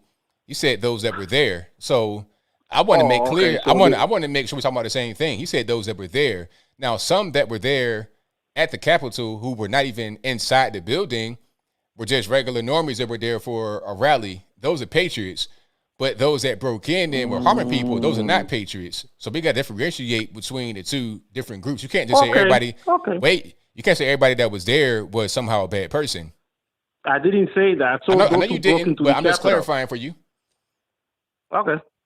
Well, it didn't say it specifically. He said that those people were patriots and respect law enforcement. Those who broke into the Capitol did not respect law enforcement because those two police officers got killed. Well, I've already explained the difference, they don't respect law enforcement. Now, the question is, I've already explained the difference. I said those who broke in were not. The others who were just regular. I'm not done talking.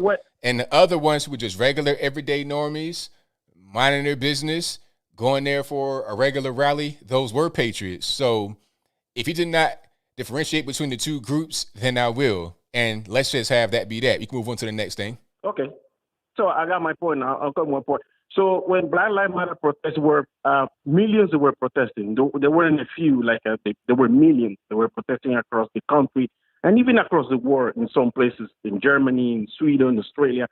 So there were millions, right? So there were millions protesting the death of George Floyd because that was the tip of the iceberg, because we have Black Lives Matter started in 2013 with that. So the vast majority of those people, you consider them patriots? Well, I'm not going to talk about those who are overseas. I'm talking about the ones here. You consider they're patriots, the vast majority of them. I don't know about that one, because look at wait. Can I talk? You asked me a question. Can I answer the question? Now, the thing about Black Lives Matter is look at the actual group itself. Look at what they're about. If you go to their page, look at what they're talking about. Dismantling nuclear. I'm not done talking. Dismantling nuclear family, and a lot of what they represent is about being anti-American. They're trained Marxists. This is a anti-American group. So if you're out there with Black Lives Matter, I can't tell if you're part of the people that agree with the crazy ideology of the Marxism and the crazy anti-American stuff. If you're one of these flag burners that are out there, if you're one of those that are talking about ACAB and you hate the police, I can't tell if you're there for that or just for justice and peace and things of that nature. So I can't say that mostly everybody there is a patriot. When you're talking about a Trump rally, you're talking about people that, they like the president, they're peaceful people, everybody has American flags. You're never going to see a flag burning at a Trump rally, but you will see it at a Black Lives Matter rally. So that's my answer to your question. Black Lives Matter. But Black Lives Matter rally, some of them the vast majority being peaceful. The only thing, you always have people who take advantage to do bad things. Happened to Martin Luther King, happened to Malcolm X, happened to many of these people who have big organizations that become mismanaged because of the money that comes into the organization. And that's what you mentioned about what it is because the money would be being given to them.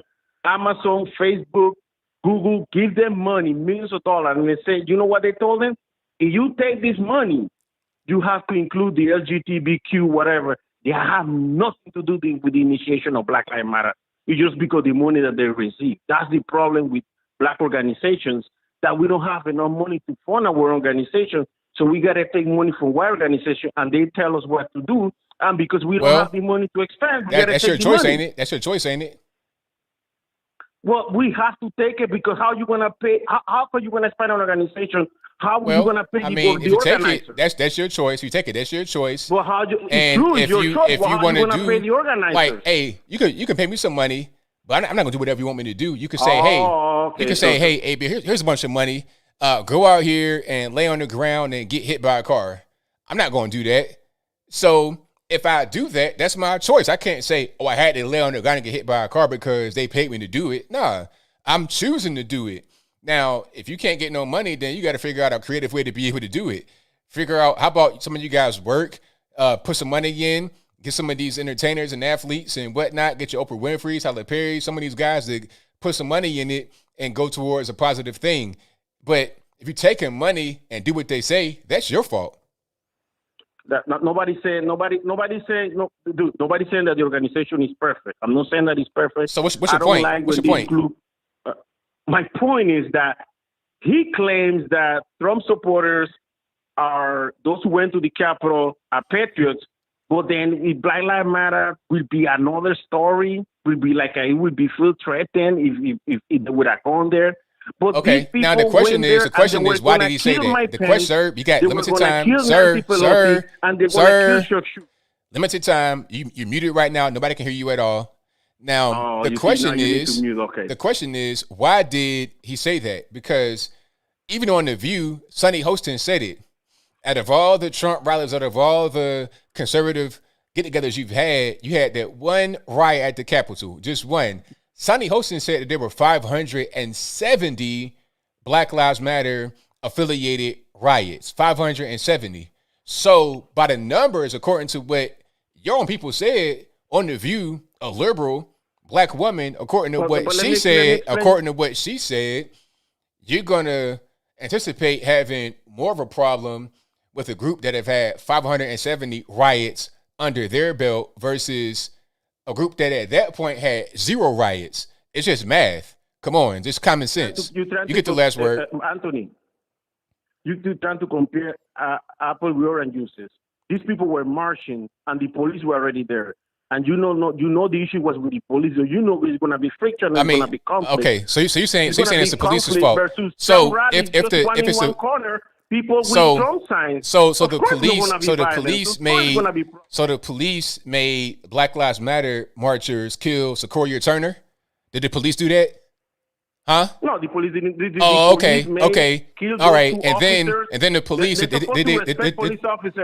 police were the police even there when Patrick Underwood was killed, when David Dorn was killed? Were they even there? Anthony. Were the police there when David Dorn got killed? Were the police there when David Dorn got killed? Well, all right, okay. All right, so have a nice day, sir. Have a nice day. Well, that's pretty much that right there. How you going to blame the police? He was trying to say that the police are the reason why these BLM riots got out of control. But what the police got to do with Sequoia Turner? The police were not even there. So how you going to blame the police for that? And David Dorn, and Patrick Underwood, and Atalia Marie Kelly, dozens of people you have 25 people that got shot. Matter of fact, there was a BLM rally back in the day, back a few years ago with Michael Xavier Johnson, remember that? Where he shot and killed 5 police officers. So you're going to blame the police for getting shot and killed? The police were there to protect people and to make sure that nothing like that happened. And they died in a line of fire. That guy could have killed regular normies that were not cops if the police weren't there to stop him from doing it. So nah. All right, so let's get to the next one. The number to call is 434-658-1220. Again, 434-658-1220. 614, you're on the line. Who am I speaking to? Hello? Hi. Hello, what's going on? I'm sorry. I didn't even realize that you were about to take my call because I was hearing you speak. I didn't think that I was going to get through just now. Caught me off guard. It's all right. What's happening? Okay, so I just was at the part where you hung up on the guy who was arguing pretty rough. You had very, very great points. I wanted to add something because he was talking about protests going on around the world and stuff. I have a friend in Germany who was a part of like the anti-lockdown protest. I don't know if he was at the BLM protest or anything like that, but shoot, what was my point?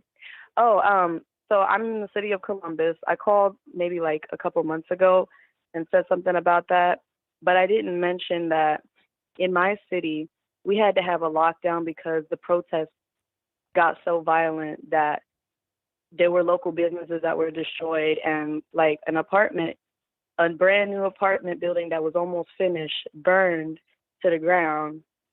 And it was like a block and a half away from where I lived at the time. Wow.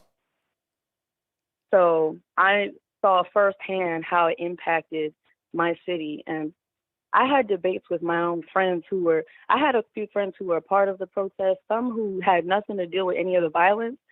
Some I would debate they contributed to it just because they were doing things that were clearly wrong, like just blocking the road when there were ongoing cars and stuff like that, like nonsense, like I saw it firsthand. But then I had friends who were like, okay, well, we were being peaceful at first, but then the cops shot rubber pellets at us. So we didn't know what else to do when we ran this way, ran that way, and this happened and that happened. So it was a lot of chaos. But I was hardly ever outside to see a lot of the stuff happen because I went to the suburbs with my friends. Right. I had a baby just recently before the protest broke out. So I was just like, I just need to get out of this area. Like, I don't want to be anywhere near it. I had a good excuse to not be a part of it. And there's another thing about Black Lives Matter that a lot of people don't know about is there's a woman, I'm trying to pull up her name real quick. I don't know currently, but recently I heard about a woman named Susan Rosenberg who was sitting on the board of Black Lives Matter. She was a far left communist in 1983. She was a part of a terrorist group, and she actually had an explosive in the U.S. Capitol building, and she was sentenced to 58 years in prison for the attack, but Bill Clinton commuted her sentence in 2001. That's right. So I think she would have still been in prison had that not happened, but she was on the board of BLM. That's right. And she's responsible for making sure the money goes to, from point A to point B. Yeah, that's definitely her. So people really need to, I think a lot of people are just ignorant to these types of things. So when they debate, it's just like out of source of ignorance, but I feel like overall people mean well, they just don't know enough information to debate. Yeah, that's correct. A lot of people are just stuck in their own position, and they try to find ways to verify themselves and to just solidify what they already think they know, versus just being able to be open-minded and learn new information. And then the last thing I wanted to say was about the Asian hate crimes. There was this one Asian lady who was a spokesperson for her community. I saw on a YouTube video talking about how not everything may be a issue about race. It might just be somebody who was just evil, who decided to do something that was really messed up, but we really can't necessarily prove that all the time. And I understood that argument for a lot of crimes in general. But also, like, the fact that a lot of Black people are quiet about this right now because it's just kind of stifling and it's a shock, and a lot of us were ignorant to what was going on in that community. But I'm happy that they're able to have a voice right now, and it's a shame that they had to wait this long to be able to speak up. But I think it's perfect timing. Like, I had arguments with a few Black folks on whether or not Black people could be racist, prejudice, or whatever they want to call it. The whole debate of racism versus prejudice is pointless to me, because to me it's like comparing two types of knives. Like, they both cut, So they're both wrong. I don't understand. Like, are you trying to make one seem less severe than the other by saying, well, I'm not the oppressor, so I'm not racist if I say this? Like, what does it matter? Exactly. That's really the important thing. And then to the whole point about the oppressor comment, it's like, okay, so automatically you place yourself at a lower position than a different race. So right. How you feel about yourself? Where's self-esteem at if you say something like that? Like, I'm automatically inferior to the white person because I'm black. Right. I don't like that at all. Right. Instead of people really just sticking to seeing everybody as equal and loving each other as themselves, like, that's what people are doing. And that's the reason why people are so divided. But people are starting to catch on to it, like with the media being divisive and creating these stories that really don't portray America. It might be an issue within a few communities in America, but it's not a representation of this entire country. Like, for me personally, as a black person, I'm 22 years old and I've never experienced racism, but I'm not going to say it doesn't exist. Right. Absolutely. I went to a very diverse middle school, but I went to a majority white high school. Now, there was some ignorance as far as that's concerned. Like, students mainly would call things racist that weren't racist just to make a joke out of it because they didn't take it seriously. And I did, and it would irritate me a lot. And it's even happened at my job. Like, I wasn't there, but they told me that there was somebody who came in, and because they had to get their identity verified, because it seemed like a suspicious purchase because it was with an account that was, I work at like an auto type store, dealing with cars and car parts. So they were trying to do a purchase with an account, that was a business account out of the state. So they were trying to verify this. And this person went back later on to do an email telling them that they thought that they were being racist towards them. And I'm like, this is ridiculous. Or when people just don't want to wait their turn, or they don't want to they didn't get their way, they didn't get their opinion across, so they just call it racist. Like, people just want to use it as a crutch, and it's getting old. It's going to get old real fast, and it's like crying wolf. Like, people are going to take this a lot less seriously when it actually is happening. Kind of like the Me Too movement, or something like that. Right on. Well, I thank you for your call. Definitely appreciate you. No problem. Thank you. I know.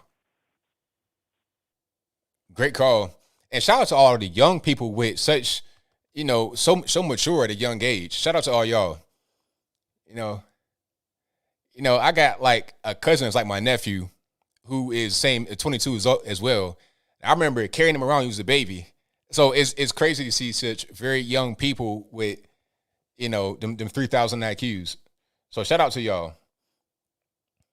All righty, let's go. 501, you're on the line. Who am I speaking to? 501, hello. All right, 501. Hello, can you hear me? I hear you well. What's happening? Hey, my name's Elder. I'm from California. It's an honor being here on your show.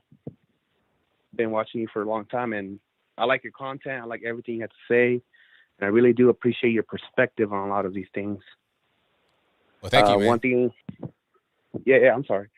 Yeah, one thing I like to talk about is this horrible international policy Biden's be passing, handing over money again, putting us in the Iran deal, and it's tough. I mean, I see that. And another thing is the stimulus check. Yeah, $1,400, but I feel that we could have easily got more if they really wanted to give us more. I heard that they put a new bridge, subways, and all bailing out California.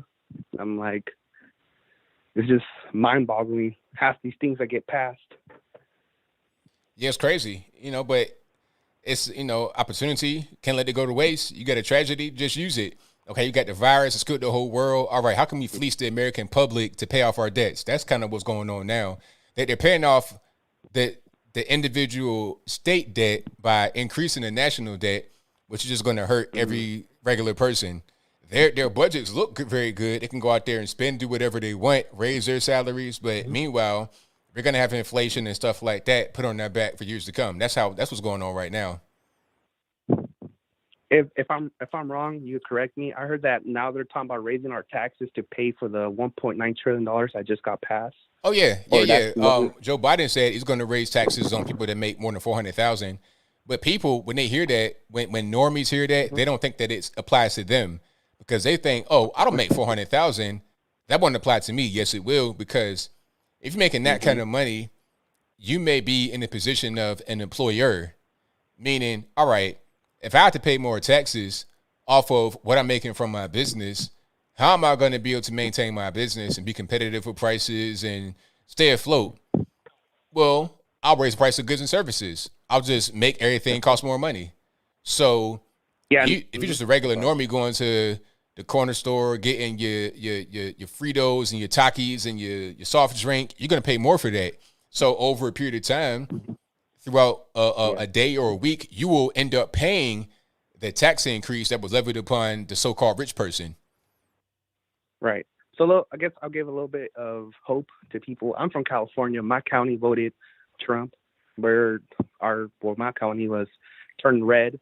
So that's a good thing. And we see, even though you guys see LA, San Francisco, we're in a different part of California where it is red, and you don't see those restrictions as much as you would see in LA and San Francisco. So a little hope here in California that there's a growing group of Republicans coming around and realizing that, hey, or some, I should say, from the left, that are realizing, hey, maybe we got to see both sides. I'm all about having arguments or debates. I'm sorry, not arguments. I'm all about having debates, and I want to understand people on the left, like, why are you guys thinking like that, and hopefully come to middle ground or something. And it's just very sad seeing this country being really divided, but this is the best country in the world. I've been to many places, and I'll tell you what, United States is number one to me and always will be. And yeah, man, I really do appreciate your thoughts, your perspective, and all the information. I do appreciate the information being put out, because you can't even trust Fox News no more, unfortunately. No doubt, man. Thank you for the call. Definitely appreciate you. Hey, thank you for the time. I appreciate it. All righty. Let's get to the next one here. All right, I call you on the line. Who wants to pick it to 757? Yes, Mr. Logan. Chesapeake Bob here. All righty. Calling you about a half mile from the Great Bridge, which you're correct that's how it's called. Right. Been a little while since I called in. And first of all, I want to say congratulations on you hitting 800,000 subscribers. Oh, thank you. That's a heck of a milestone, then, man. Absolutely. I was wondering, could you do, or maybe you can give me your thoughts, or could you do a video on this HR 1 bill? I'm not familiar with it. Can you give me the general? Oh, yeah. My God.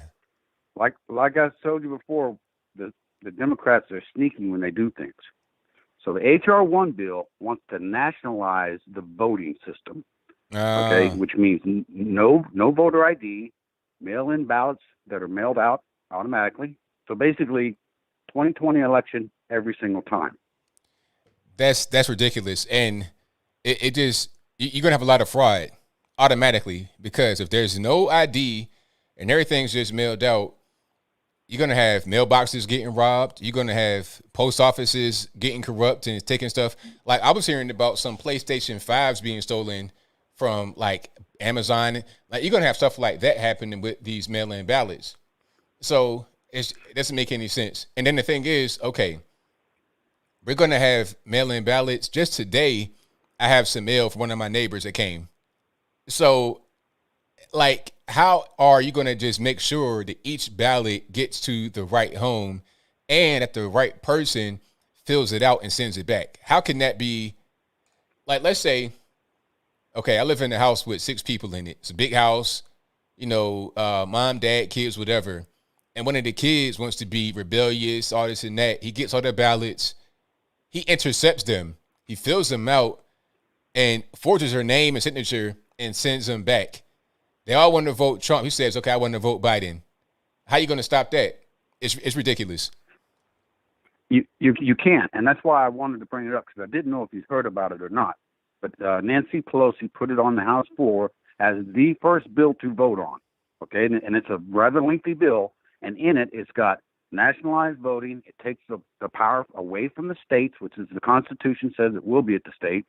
It has no voter ID and mail-in ballots. H.R. 1, if you get a chance, you really need to look into that because that is a killer. Yeah, I'll look into it for sure. Okay, the other thing I wanted to talk about is the filibuster, okay, because the two kind of go hand in hand. And I don't understand, and I wanted to ask if maybe you did, how exactly would they kill the filibuster? I don't know. I always hear about that, but I don't really know how they're going to actually go about killing it. I don't see how they're going to do this. I think it's involving with the House Rules Committee. Okay. But I'm not 100% sure. But if they kill the filibuster, one of the first things they're going to do, because now it only takes 51 votes to pass anything in the Senate, but the first things they will do is make D.C. and Puerto Rico states. Yeah, it's crazy. It's just trying to, get more Democrat votes. Now, so if they make D.C. Puerto Rico states, that means 4 more senators, 2 from each place. And really, correct. If D.C. was to not be its own thing anymore, it should become part of Maryland, because that's where it is, really, is Maryland. It should become part of Maryland. But it want more senators that are going to be Democrat. Yep, if they make D.C. and Puerto Rico states. And the only way they can do that is to get rid of the filibuster, which right now requires 60, for most votes, it requires 60 votes in the Senate. And if they get rid of the filibuster, it only require 51. So that's their sneaky-handed way of going around and getting all this left-wing agenda through. I see. Okay, so after those two very heated things that I wanted to bring up, and I really hope you look into H.R. 1, I will pass, or I will leave on this less heavy note. I find it ironic and funny that Ivan, who I'm not judging him, I'm not saying what he is or what he isn't, but I find that Ivan is an expert on black organizations. Right, yeah. That's funny. Like he may identify as actually being black, but I don't know about the American part, so I don't know. That's a whole different thing. He may identify that way, but he don't sound that way on the phone. All right, sir, I'll let you go and let you get on the other callers. Thanks for taking my call. All right, thank you for the call. I appreciate you. All righty. Otter, man, what's happening? Hey, dude. Let me pause you on the YouTube here. How you been, man? Everything's been all right, man. Can't complain about yourself. Yeah, I got a little perturbed at this Asian hate crime stuff. Living here in Tokyo, my wife's a little worried that if we go back to the States, we're gonna get everybody always worries about that. It's your first thing that pops in your head, oh no, it's going to happen to me too. The main thing is it's like, okay, they keep talking about these Asian hate crimes, but they're not saying if there's any kind of motive, if there's a reason. They're just saying it's happening. It's kind of irresponsible. Well, it's sensational. It makes news because it's, yeah, it divides, and that's what we want. Right. Yeah. I don't know. It's always bothered me that, when they say there are hate crimes going around, what they're doing is they're just showing violence because it makes people defensive against another person, and that's going to sell more news and such. What they're not mentioning is who's actually doing it. If they bring somebody to justice and then they say, okay, this guy was done for this, we need to be aware of what's going on and then make sure that nobody else does it. That's good news. But what they're doing now is, it's the same old. So right. Yeah. It's kind of scary, but it's kind of funny because here in Japan, this is like the least Asian of the Asian countries, right? Yeah. More westernized over there, huh? Yeah, did you ever read, we were talking about, somebody on there was talking about Thomas Sowell earlier, and Sowell's book, Applied Economics. Did you ever read that? No. I really recommend that to anybody. He's got Dave Rubin just said he finished reading Black Rednecks and White Liberals. Have you read that before? Yeah. Right. So, and he goes a little bit into some of the things in there as well. But the economic outcomes of, and one of your previous callers was also saying this, when America puts forth, say, for instance, financial aid to other countries, that happened here in Japan. And so it became very westernized. But it's not because America sent the money here. It was because for 200 years before that, Japan had been completely closed off. And when the foreigners came in, everybody was just like, wow, it's clean, they're well kept, they've got great technology, and they tended to idolize them. And it was a cultural jump. And then, of course, after the war, when America sent in the money, they put it to good use. I think it's a bad blanket statement to say that we should do that to any other country, our like Biden's foreign aid policy and stuff. It's just like, it's embarrassing. It's like you don't know history. And right. I wanted your thoughts on that. See what you thought about not only, giving foreign aid to other countries, but in Asian countries when people look at that foreign aid being given and they're not getting it themselves. And they're like, well, I hate that these guys are getting it. And then China's taking our jobs. And then, oh no, the virus is Chinese. And it creates all this really bad atmosphere. I think what happens with America and the foreign aid, it's a matter of keeping global influence away from some of the other nations like China and Russia.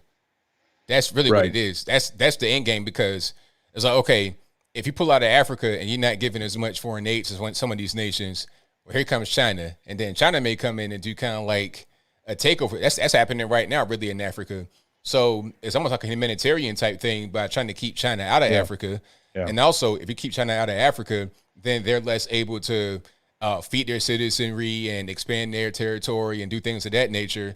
So they become less of a threat to you and then to the whole world. Right. So it's more of a geopolitical type strategy rather than just trying to be altruistic, in my opinion.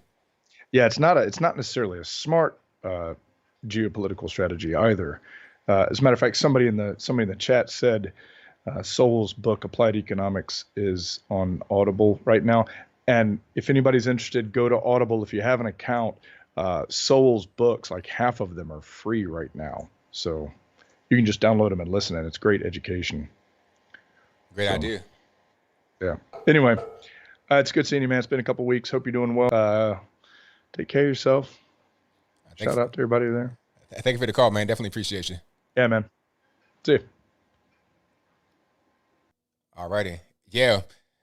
Because it's important. You got to be in these places. It's kind of just a game. It's politics, though. Politics can be really tricky. As always, it's like playing chess. It's like playing chess with no rules. It's like playing chess with a chicken sometimes with these foreign, backwater type places. But different story. I digress. All right. Oh, yeah. China has railroads all over the whole, it's everywhere. And then on top of that, China, they give out these really bad deals. Like they built a railroad. And beyond that, before I get to the Nigeria thing, I'm going to get to the calls in one moment. They build really shoddy stuff, very shoddy construction. You ever get something from China and it's just like not really, well, that's what's happening over there. So they're building these shoddy things with all Chinese workers, no local workers, and they'll do it for they'll do it on a barter system sometimes. Okay, give us these 4 plots of oil that you have in Nigeria for a railroad system. Is that a fair exchange? But what are you going to do? America's not helping. Europe's not helping. Russia's not helping. So I'm going to lean on China. And then they get beat in the head. And then China has more of an influence on Nigeria. And Nigeria has a bunch of oil exports that can influence the market. So then it just becomes this whole domino effect type thing, which is why you kind of want to be in there giving your aid, not necessarily for any kind of altruistic reason, because you want to be bleeding heart, but because you want to have influence in that region, and you want to take it away from a different nation that's trying to be powerful like you are. 701, you know, line, who am I speaking to? This is Amy. How are you doing tonight, ABL? I'm doing all right. About yourself? I am well. Thanks for asking. So I am curious on what your thoughts are about the census. That's kind of a broad question. Yeah, it is definitely broad, but it has a rabbit hole. Just curious as to, I don't know how to put this. So I graduated in 2003. Okay, so I remember back when I was in grade school, and they would say, the children that are born, the Hispanics are catching up. It's like 50% of all babies born are Hispanic, and then it kept getting further and further. And then somewhere in the 2000s, it just shifted again. Well, I think this was kind of that shift. They took some of these people and went, oh, no, we got to make it look like there's more white people at all times. Because as long as there's more white people, we can always say white supremacy, white power, white privilege, white. Oh. Know what I mean? I see. So I kind of know where you're going, because like some of these ethnicities, Middle Eastern, Yep. Arab, those kind of white now. Exactly. Yep, they do. That's when you were talking earlier about, hate crimes and Asians and Arabs and what Arabs went through during 9/11 and that, they're actually considered white now. Arabs, Middle Eastern. I find it interesting that anybody who's born in Northern Africa, if they're in certain countries, they're considered white. I mean, like, where can anybody white be in Northern Africa? I don't know.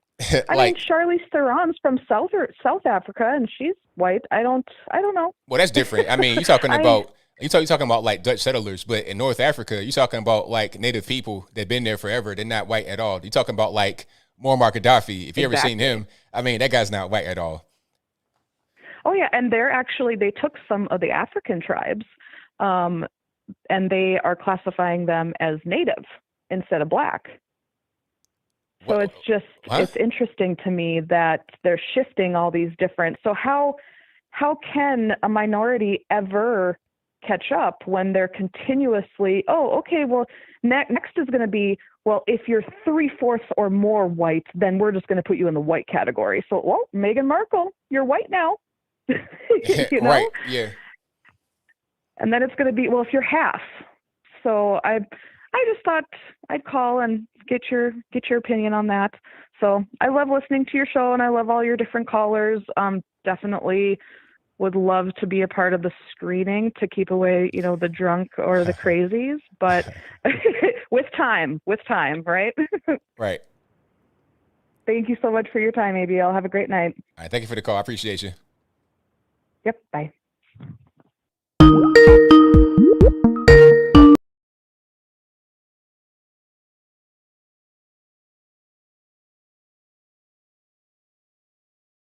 I had the ringer off, but for some reason it didn't stay off. Let me go ahead and fix that right quick. So y'all just hang tight. Okay.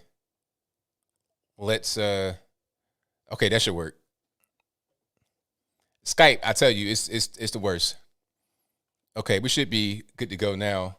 And the number to call 434-658-1220. To get back to the whole Africa thing, and with North Africa, there's nowhere in North Africa that has white people. Like Charlize Theron, that was a good observation, but they're Dutch settlers, and a lot of them still speak kind of like Dutch, speak Afrikaans, so they're actually white from Europe.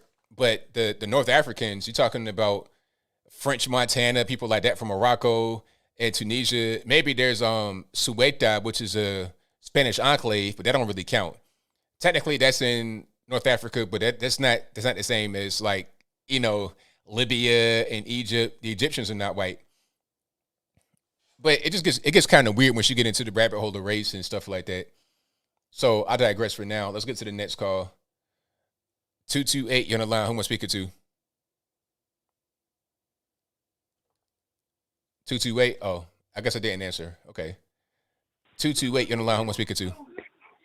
Hello, who's this? ABL? It is. Oh, well, I just wanted to respond to that young lady that called a while ago.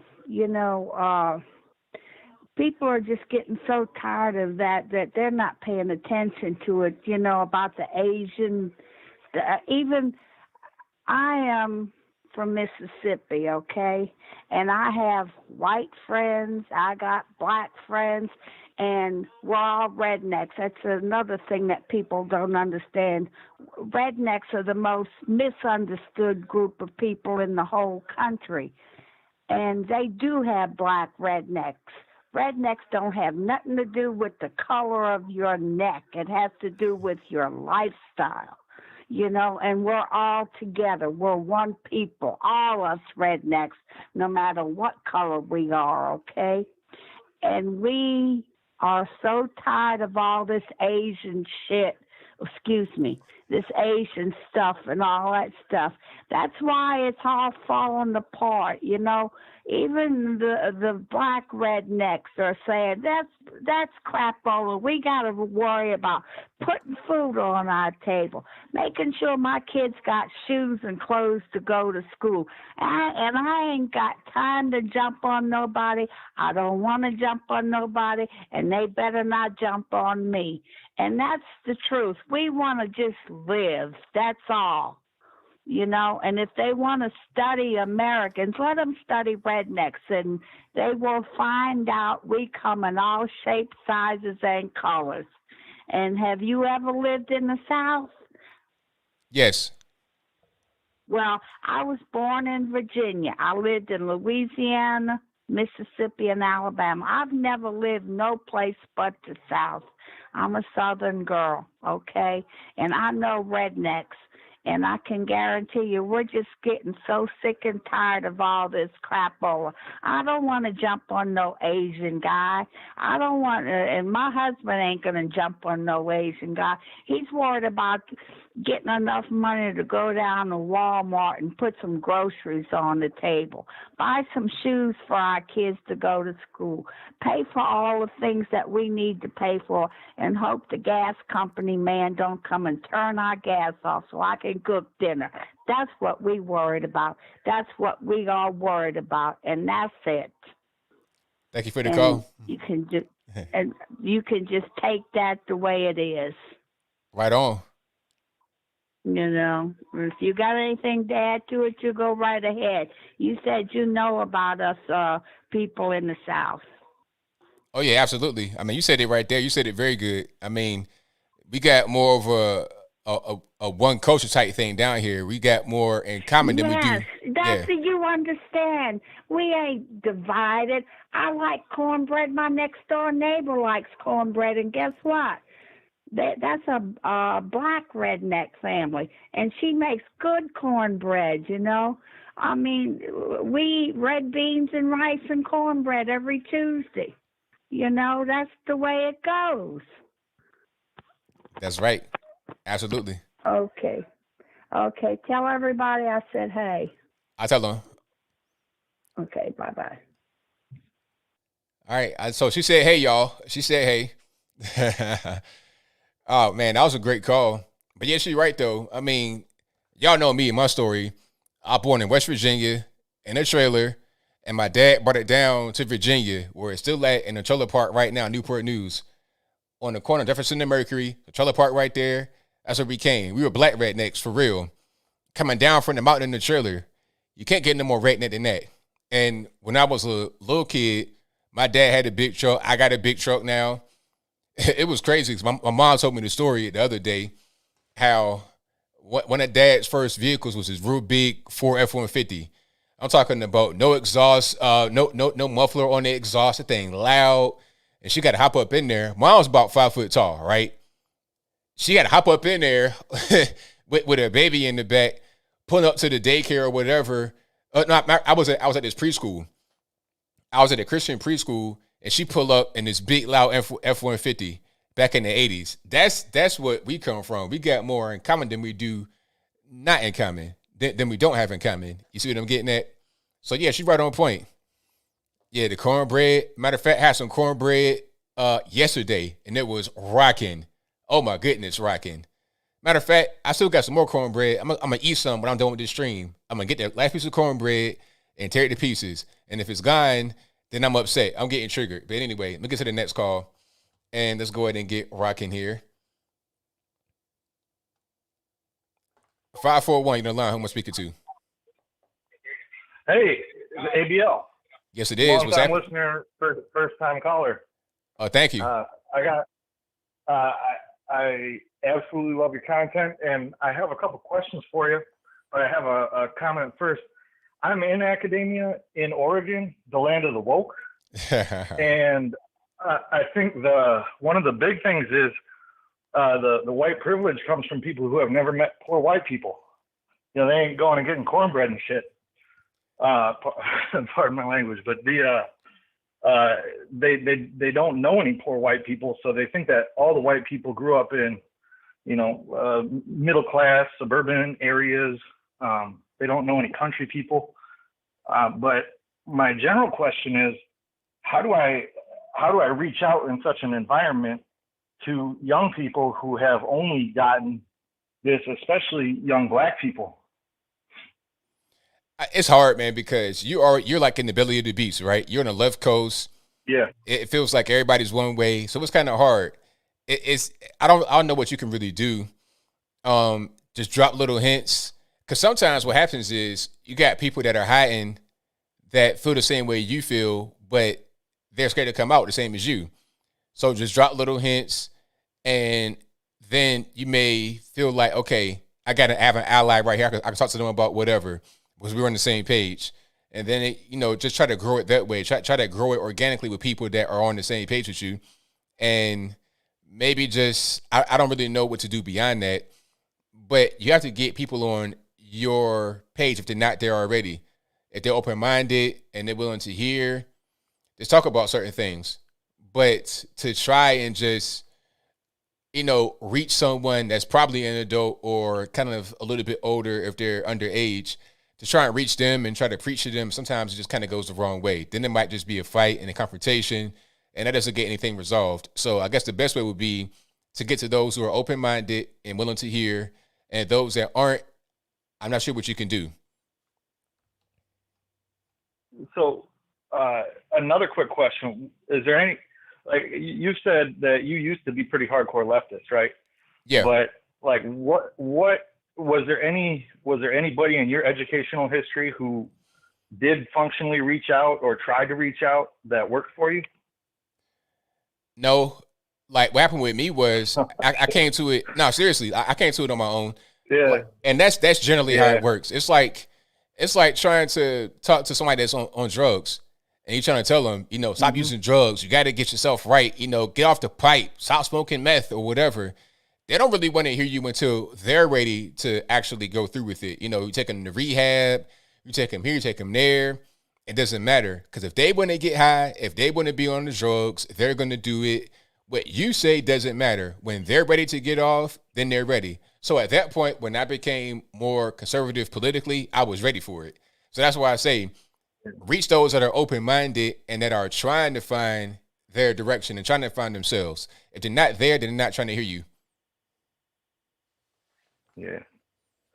So the other big issue we have is that the school is always trying to tell people what they are, right? Like we got all these, we got magazines that are, read this and yada, yada. I mean, it's everywhere. Is there any advice on how to just kind of see when somebody is laying low, if that makes any sense?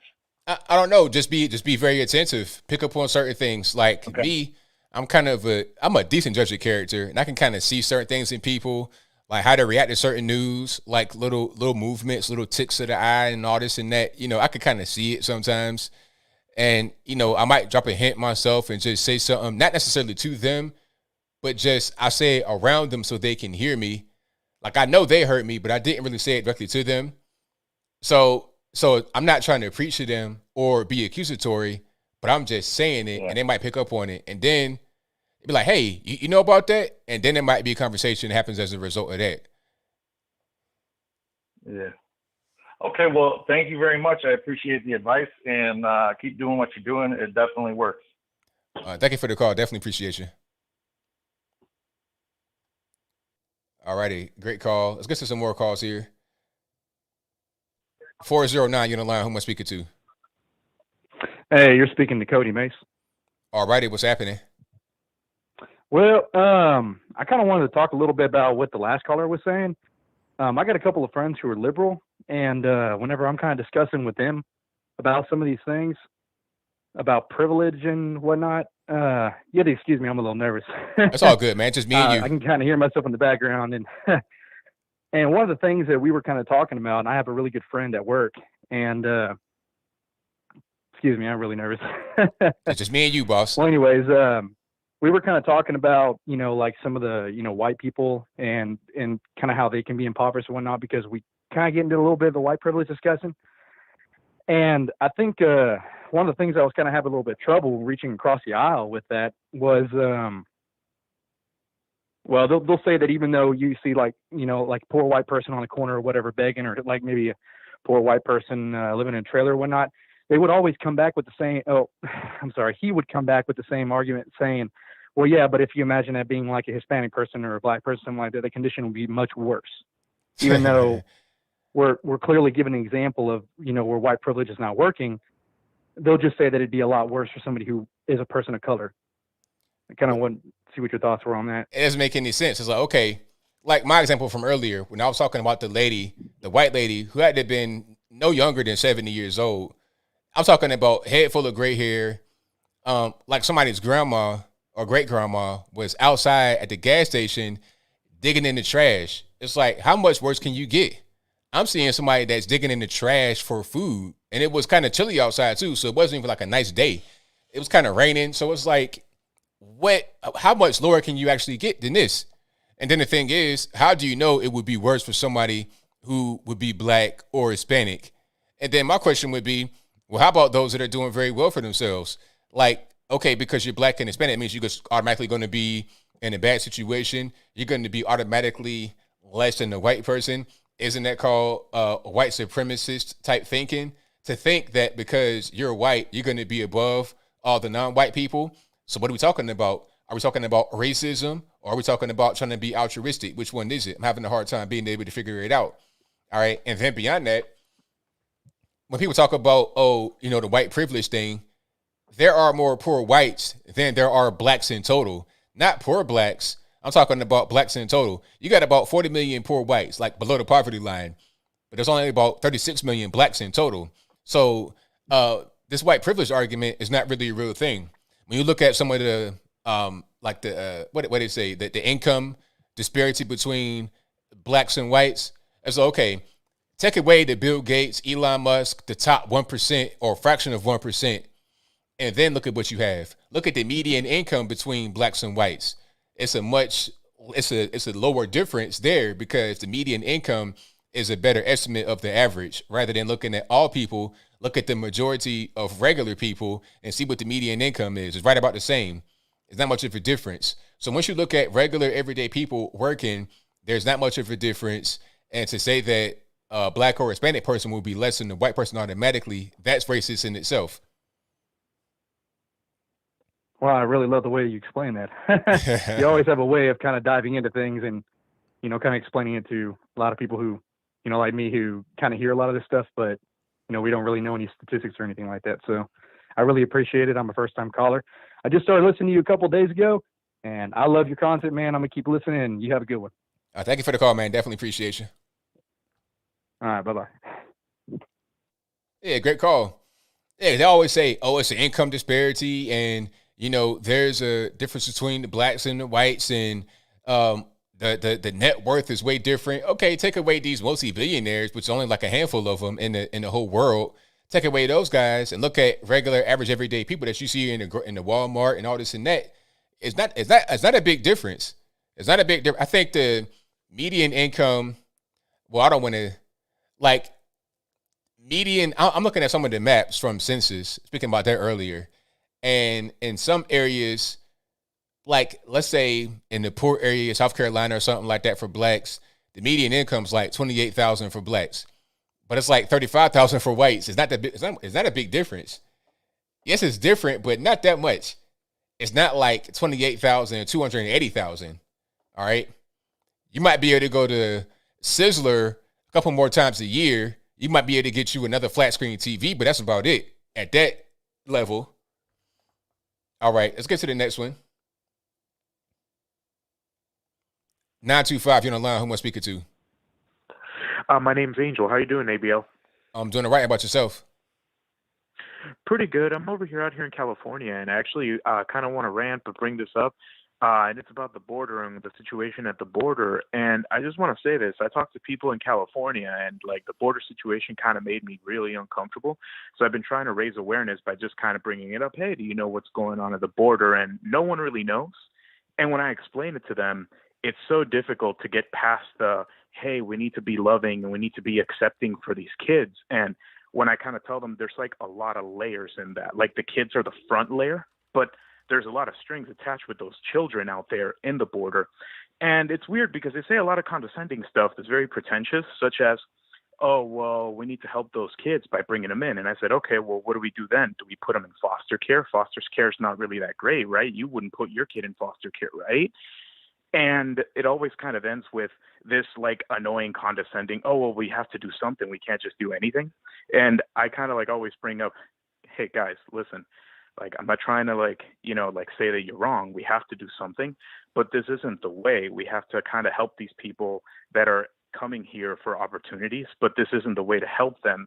And it's so difficult for them to kind of, I guess, understand that it's a complicated issue because they really want to boil it down to an emotional level that's very simplified, kind of like, oh, you either hate kids or you love kids. And I think that's the most frustrating thing about this issue is that I kind of want to like let them know, hey, look, these kids that are being trafficked, they get used by the cartels or their parents paid $10,000 north of that sometimes for them to come here to America. They could use that money to get themselves an education back home and actually better themselves back home. It's a very complicated issue. And whenever you say stuff like that, it's like, no, I'd rather them come here and work at a Denny's.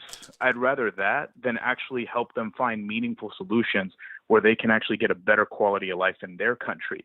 And they don't say it quite like that, but I feel like the liberal ideology is very condescending like that, where it's like, I'd rather you come here to America and make scrambled eggs for me, as opposed to, hey, why doesn't the U.S. government actually help some of these countries, stop destabilizing these countries, and actually help their people get educated and get meaningful work? But instead, they just said, no, let's let all these people in here, even though they don't even know English. But anyway, I wanted to kind of just hear your thoughts on some of the immigration stuff. Okay, now the thing about it is a lot of these kids are not really coming from necessarily super impoverished areas. Not really, because, okay, some of these so-called kids are paying between $5,000 and $10,000 US to come over here. Now, how many Americans do you know that have $5 to $10,000 that's in their pocket they can just throw away? Because let's be exactly, very few. Because let's be clear, if they don't make it, they got to pay again and again. So they got a lot of money. Where they get the money from? Or they just so poor and impoverished, they got $10,000 in their pocket. And I'm seeing very well-dressed people, very well-fed people. I'm seeing designer clothes, iPhones, all that. So I'm not seeing, like, a lot of these liberals are thinking like, oh, these kids, like they're like in Africa with the flies on their face and the pot bellies full of worms because they're just malnourished. No, you're talking about people that look like normal people that, you know, Southern California, Texas or whatever, regular everyday people who are just trying to come across the border illegally with a bunch of money because they got to pay these cartels $5 to $10,000 US to do it. Meanwhile, they crashed the whole, listen, Wells Fargo's website was down, was totally crashed because of $1,400. But yet you have these so-called migrants for $10,000 US in cash to come across the border. And we're talking about how they're poor and they need somewhere to be. And then beyond that, okay, if they want to come over here and do these jobs, what about Americans that need jobs? I'm seeing places like Skid Row, Los Angeles with thousands upon thousands of homeless people. Okay, look at places like Chicago where you got the black teen unemployment rate at like 80%, 90%, 100%. So maybe some of these jobs that illegal aliens are taking could go to Americans instead. And then they say we don't want them. So are black kids lazy? Are you going to say that out your mouth if you're a liberal person? So let's just get the reality of what's happening away from the emotion. That's what I would say if I was in a debate or an argument with them. Yeah, and just one last thing. And by the way, I definitely agree with like the sooner we can get like the emotion out of a lot of these arguments, the better we can kind of explain the facts to them. And to everything that you were saying about some of these areas are not that impoverished, I definitely agree. And I think that that's kind of the thing that annoys me the most is that when people want to say, oh, these places are so terrible, these people are coming over here, when I ask them, hey, have you ever been to those areas? Like, what do you know about said area? Wouldn't you like to know whether that opinion is correct? They see that as an ad hominem attack, and they corral the wagon very quickly as to, oh, you're telling me I'm wrong, when it's like, no, I'm not even telling you that you're wrong. I'm just trying to explain to you that this is not as simple of a problem like you're trying to make it out to be. Like, oh, that place is, a really lame place, and that's why these people are coming over here. And it's kind of lame, but it's complicated. Right, exactly. Thank you for taking my call, ABL. Thank you for the call. Definitely appreciate you. Bye-bye. All righty. Great call. Excellent call. All righty. So let's go here. Let's get to some more calls. Oh, I see the chat. Someone says someone says that I'm spouting out information without stats. I mean, if you want to play that game, I got stats. I got stats on stats. I got a whole, the kind of guy I am. I'm very organized. I have a folder of bookmarks on my web browser with crime stats in it and financials and all kind of stuff like that. Mean household income, median household income, average household income for white males, non-Hispanic. I got all of that if you want to play that game. But for now, I digress. Let's get to the next one. Mixed Girl POV, what's happening? Hey, hi, how's it going? Everything's all right. How about yourself? Good, I'm doing good, thank you. Great show tonight. Hi, everybody in the chat. The chat is lit. Okay, so you were talking about Meghan and Harry and stuff. So the Daily Mail reported after the Meghan and Harry interview that President Trump allegedly said in a private setting that she, that quote, she's no good, end of quote. And I agree wholeheartedly with Trump on that. To me, Meghan Markle seems to be an opportunist. Meghan is an interracial person, and in my personal opinion, she picks and chooses when to play the race card. She doesn't really embrace or advertise her African American side until when it's to her advantage. Most of the time, she appears to be loving her Caucasian side almost all day, every day. But in this interview, she claims racism. So it's like when she woke up that morning, ABL, she decided, I want to be African American today. By golly. And, I myself am an interracial person, but I embrace all of my heritage all day, every day.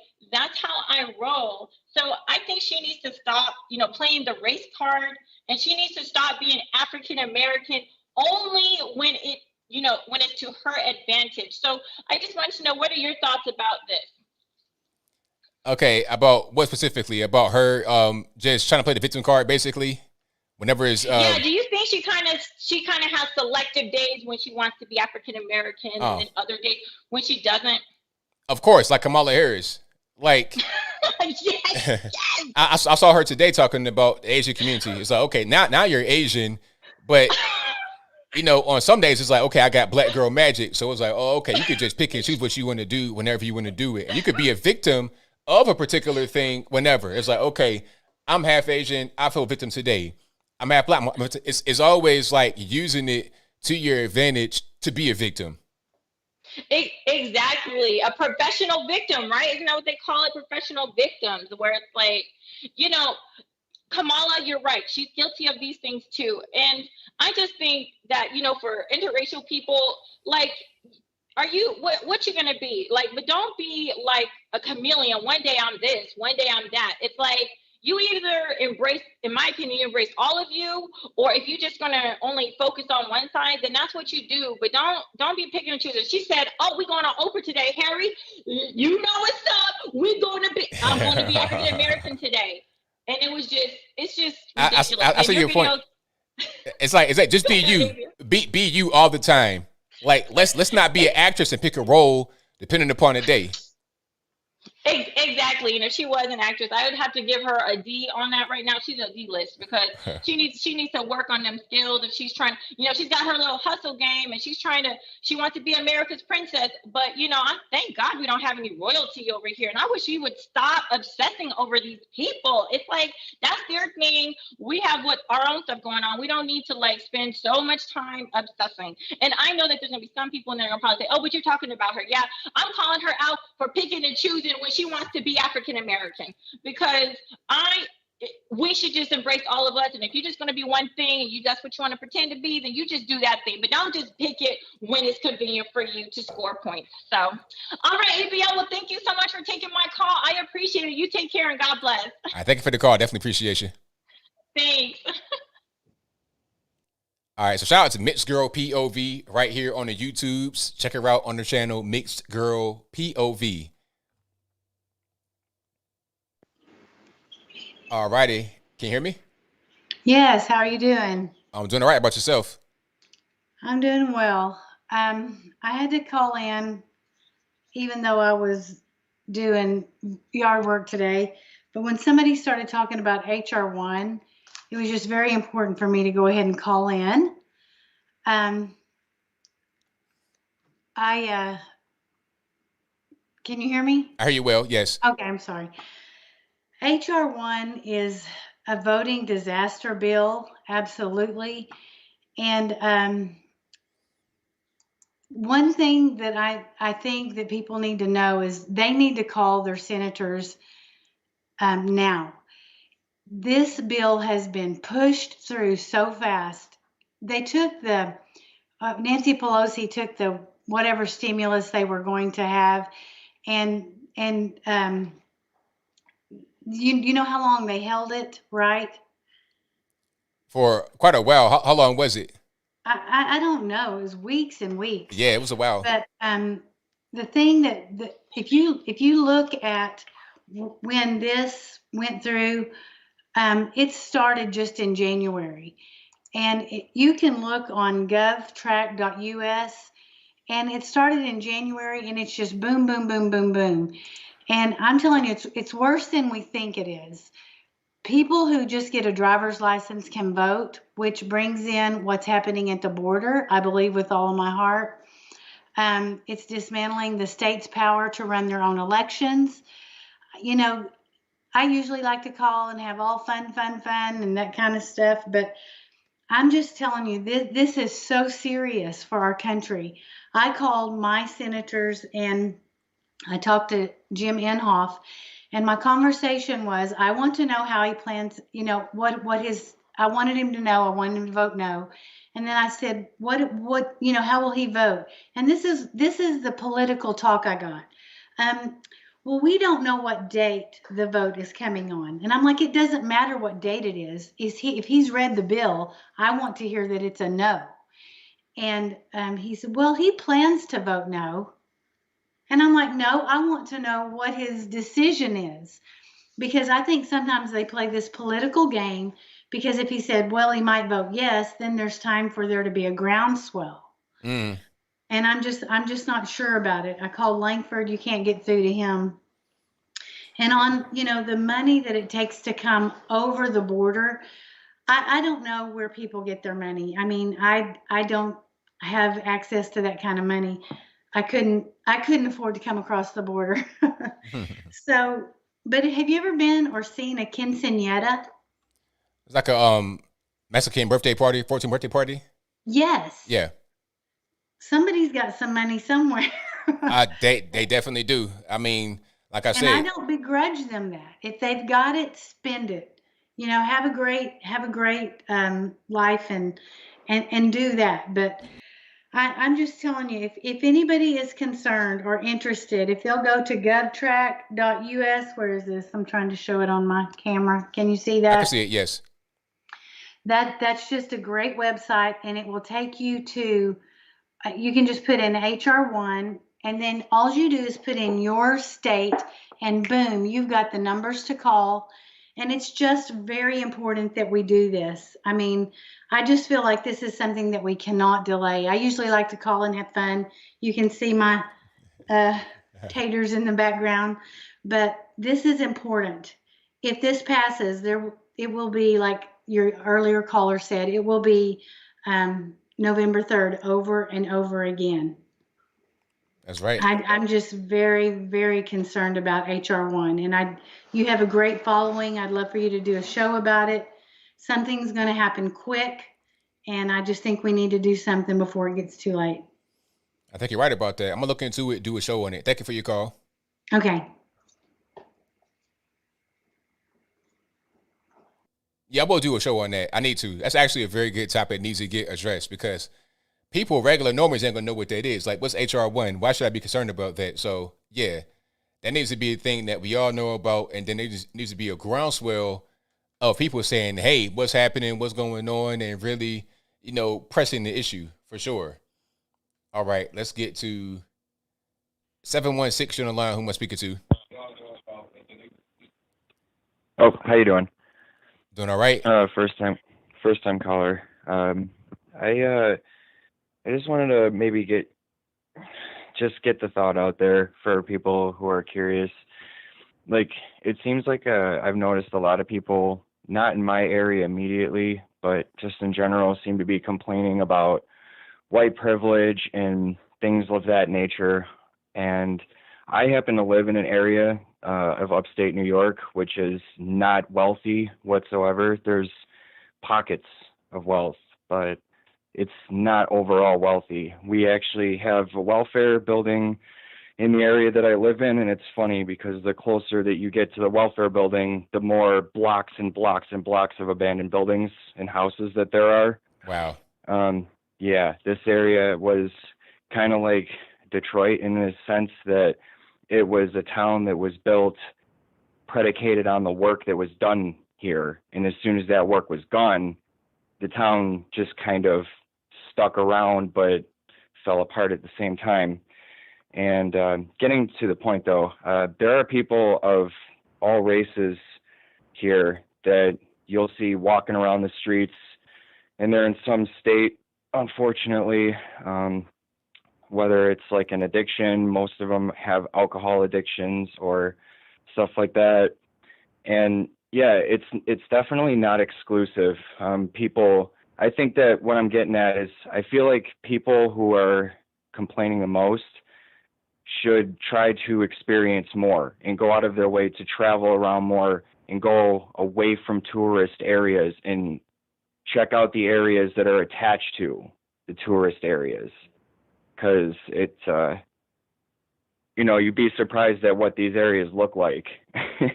It seems like our area doesn't really care to fix our streets, or there's potholes that are really, really deep, and it destroys everybody's cars, keeps everybody perpetually spending money on their vehicles. It's a vicious cycle. Yeah, man, I hear you. Yeah. I'm first time caller. I'm a little bit nervous, to be completely honest. So you're doing well, man. It's just me and you, so ain't no problems. I got you. So I figured, just why not, for the sake of peppering in some some extra thought. One thing that really, really irritates me about the mask thing is like for the COVID, is how little information really seems to be in the public's knowledge. I have literally, because I work in customer service in a form of it, and I've seen people a lot of times driving down the road with their windows up. They're the only ones in the vehicle with the mask on.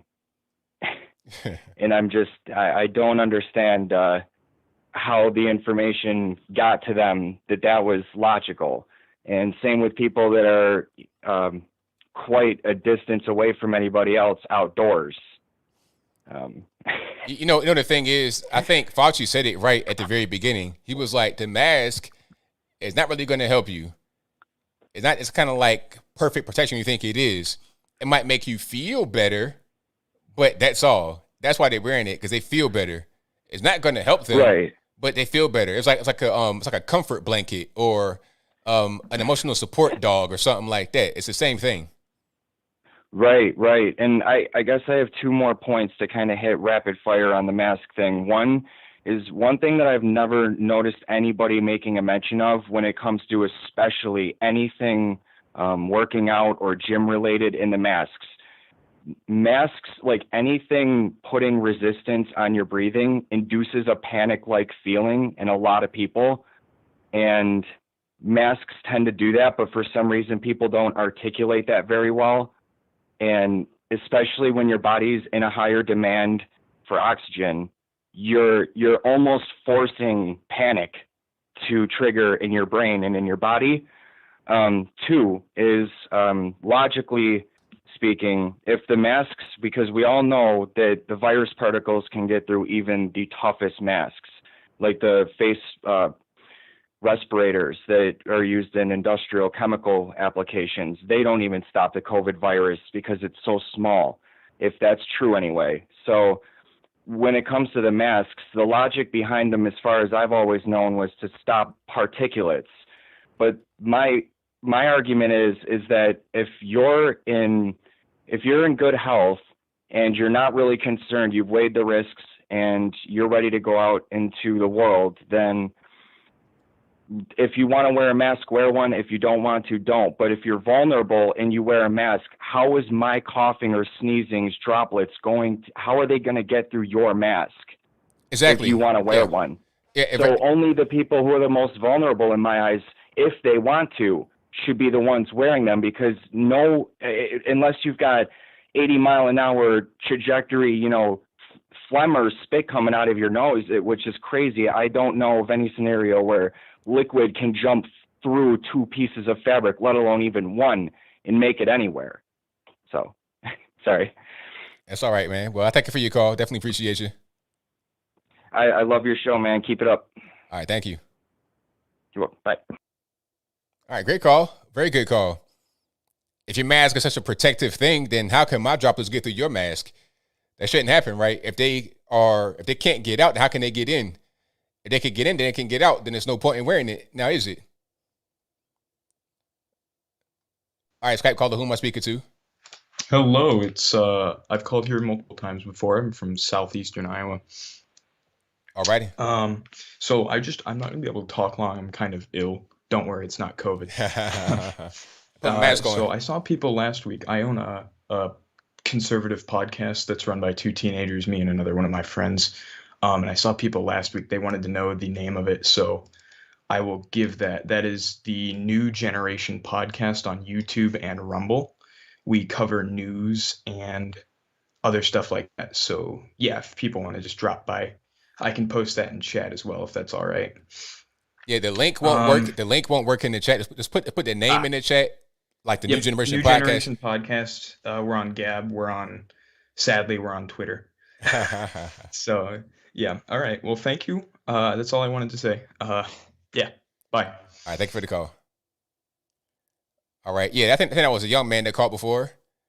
Yeah, I think I know what that is. The New Generation Podcast. I think I see where it is. There's a few different channels that have a similar name. So hopefully he puts the exact correct name in the chat, and then we can figure out what's happening. All right. So let's get to some more.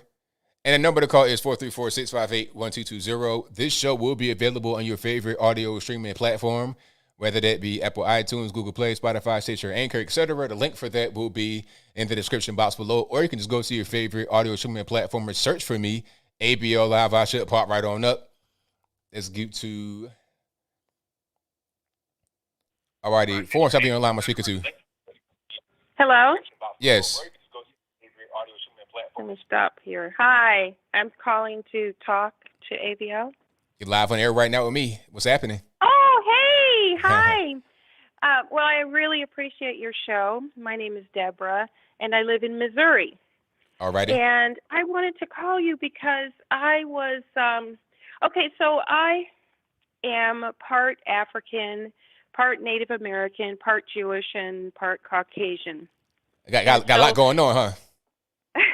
And I love it. And it's like I like every part of me, not just I don't consider myself to be any one thing. I don't like to be called any one thing because that's like ignoring the rest of what I am. But so I'm not like having a problem with racism. Some people might have that problem, but I just consider it ignorance. But I saw something today that really concerned me, and I wanted to bring it up with you and knew if you were aware of it. Now, living in Missouri, you know, there have still been hangings of black men up to just a few years ago. And not saying it won't happen again. It's always labeled a suicide, but they're usually hanging at night. They're found the next morning hanging from a tree, and they call it a suicide. Well, it's infrequent, but it still is happening.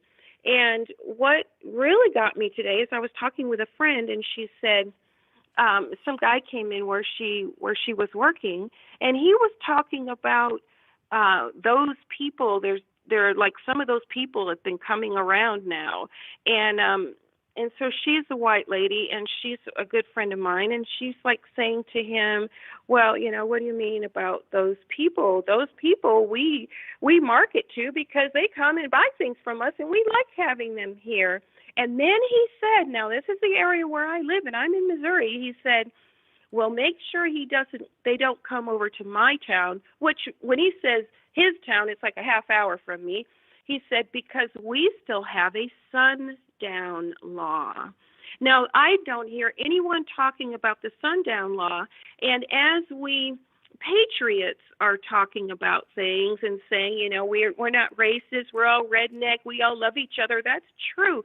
But did you know there are many states and towns in states that have sundown laws where if a black person, usually a man, they don't seem to bother the women much, but if a black man is caught at night, he could be killed based on their sundown law. In a lot of places, this has not been revoked. So I just wanted to see if you knew about that. That's completely illegal. You can't do that. That's not right. If somebody says that, they're lying to you. No, I went online and I was researching it today, and they were saying different cities that still have the sundown law, and it has not been revoked. They haven't been revoked, so they still have the sundown law, and it needs to Hold on. Wait. Let's slow down. So what city? Can you give me one city that we're talking about as a sundown law? Well, he was saying from what I think. No. Wait. Hold on. Because you say you did research and you were able to find that some cities still have it. So a list. Yes, I had there's a whole list. So let me get one so I can check it out and see what's happening. Yeah, let me see if I can find it now. But see, I don't have it up right now. I'm on the phone with you, and I don't. But I had a whole list, and it has all the states, and then you can click on the state, and it will show you a list of like 20 places in that state. Let me see if I still have it up. That still has the sundown law. You can't just kill somebody. You can't just kill somebody because they're in a particular place. That's not. I mean, you got hate crime laws and everything else that will overtake that. Federal laws that will overtake that. So that's completely illegal to do that. If somebody says that that's there, then that's a fake source or somebody's lying to you. They're not telling you the truth.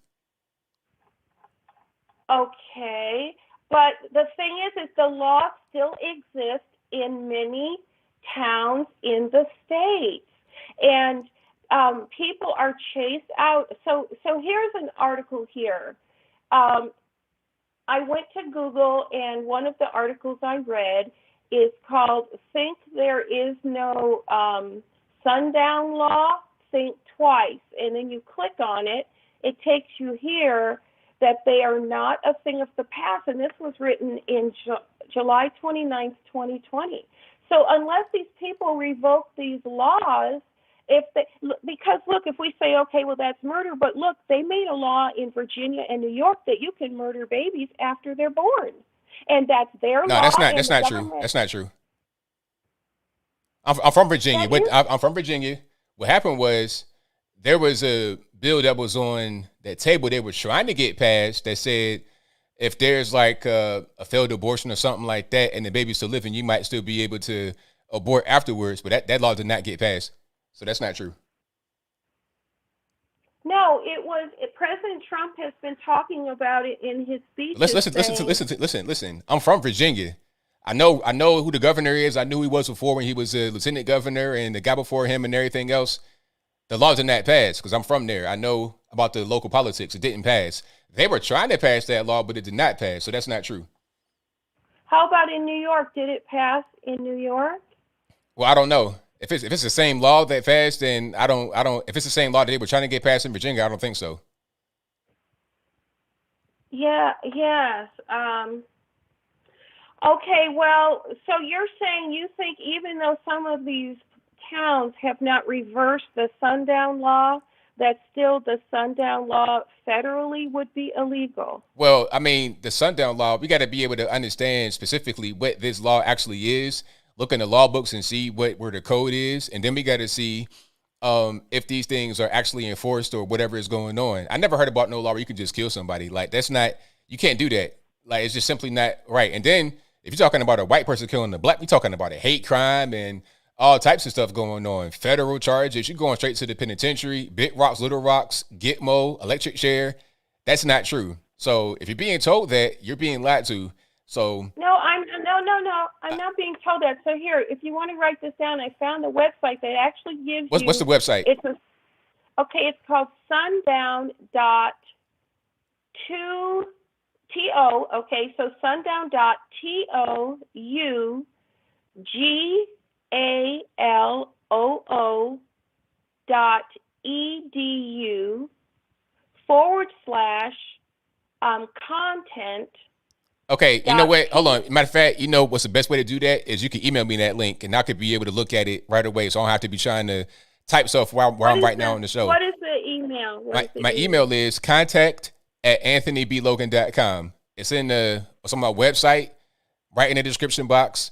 But as always, contact@anthonyb.logan.com. Okay, you want me to send it right now? Yeah, go ahead and send it. But I'll get to my next call. Thank you for the call. I appreciate you. I will look at it, and if I see something that's crazy, I'll respond to you and let you know what's happening. Thank you for the call. Okay, thank you. All right, that's an interesting caller, but nah, that's simply not true. You can't just kill somebody and get away with it. Like, ain't no sundown law that say you can just murk a black dude because he's in a town that night just because. Nah, that's not correct at all. Period. Okay, let's get to the next one here. All right, call. I'm speaking to 757. Hey, 757 in the house. How are you? I'm doing all right. How about yourself? I'm doing great. I wanted to touch on two things. The previous caller about the sundown law. I mean, it's shocking, but then again, it's not shocking. Here in Virginia Beach, we still have laws on the book that have never been repealed that require the husband to walk in front of the vehicle waving a lantern from side to side if the wife is driving. Okay. Okay? Right. So there's a whole lot of that stuff that's just never, they've never repealed these things. They're still on the books, but I haven't seen a man out in the street all night, and the women are driving all over. Right. So the other thing, I haven't heard anyone talking about the new virus that China is working on. And this is transmitted by mosquito, and this was on, I think it was NTD News on the YouTubes, and also Newsmax. And testing on lab rats and mice, within so many minutes, the brains, like 8 minutes, very few minutes, the brains began to just swell. So that's pretty alarming to me. I mean, granted, the COVID was, had a high cure rate. It still did a whole lot of damage to the older population. But now they're always testing. They're always doing things. And this one is mosquito borne. So that's kind of got me a little concerned. Yeah, hopefully we're not gonna go down that road because we can't do this again. No, not again. Have you heard about that one though? No, I haven't. Yeah, I need to look into it more myself. But anyway, I don't want to keep you. I'm sure you've got a lot of callers. Have a great night. It's good to hear your voice again. Thank you for the call. I appreciate you. Sure thing. Keep up the good work. Thank you. Bye-bye. All right. 818, you're on the line. Who am I speaking to? 818, hello. Hi, can you hear me? I hear you well. Oh, great. I'm a CPA in California. I'm watching your stream right now. Thanks for having me on. Thank you for coming. What's happening? Well, I'm just pretty busy preparing tax returns right now. I'm sure you've heard that the IRS is moving the tax return deadline. Yeah, heard about that. Just letting you know that I'm sure everyone is paying attention to all the unemployment that's been going out. And I'm just making sure everyone's aware that there's like state differences. Some states do tax unemployment, some don't. And also whenever they do go to file, make sure you're tracking if you've gotten the stimulus. Because if you're upfront with handing over if you've received the stimulus or not, and like for any kids, if you've received that, it goes a long way in saving work for the preparers. And I just want to put that out there. So thanks for giving me a platform for that. Oh, man, thank you for the call. I appreciate that. And that's really timely because everybody is scrambling right now to try to get their taxes done. So thank you for the call. Great. Thanks. Bye. Yeah, great advice. Be honest in your tax return. Don't try to be slick and don't try and be slick and try to get stuff beyond the IRS or your preparer, because it's going to make you it's going to give you a lot more unnecessary hurdles I have to jump through. All right. I think I have time for one more call. 805, you're on the line. Who am I speaking to? Hi. Thank you very much for picking up my call. Well, my name is Eliana. Can you hear me? Sorry. I hear you well. Yes. Okay. Yeah. So I'm originally from Ecuador, South America, Latina, and I heard the question of one of the callers. He was asking, what can we do to help, this generation per se? And something that I'm very nervous about. Something that's been on my mind is, from a Christian perspective, is we can help this generation by getting involved with, let's say, in the church, serving others. I don't know, like coming from South America, I can tell you that we struggle a lot as families. And so we know what it is to, to have to work hard to get what you need. And that is something that you don't see here, people appreciating what they have. And it's really heartbreaking to see people who have everything in this country and they do not appreciate those blessings. And so maybe, get your children involved in serving in countries where people are they have needs, and so they are able to see that they are in a better position, and that, that they should be grateful for what they have, even if they believe it's is little. And so getting involved with good people so they can make good friends, good references. Also, if you at some point were able to visit a country in South America, you'll see that people down there do not want free stuff from the government. We do not ask for free stuff. We ask for jobs. We ask for opportunities to provide for our families. And that is something that we don't have the chance to get from the government. Jobs. Here, it is a country so blessed because you can find a job, you can start from the bottom and become whatever you want, whatever you dream of. You can apply for scholarships and get to college and make your dreams come true in this country. And that is, it's so sad to see that you do not appreciate that. And while in countries in South America, we wish, we dream of one day being able to be in a country like the USA, where you can work and give what your family needs. And also another thing that is kind of sad is that when President Trump made comments regarding criminals crossing the border, I so agreed with that because coming from South America, we have criminals, we have murders, and we are brown people, most of us. Here, it seems like people believe that we have only angels down there and that we cannot commit crimes.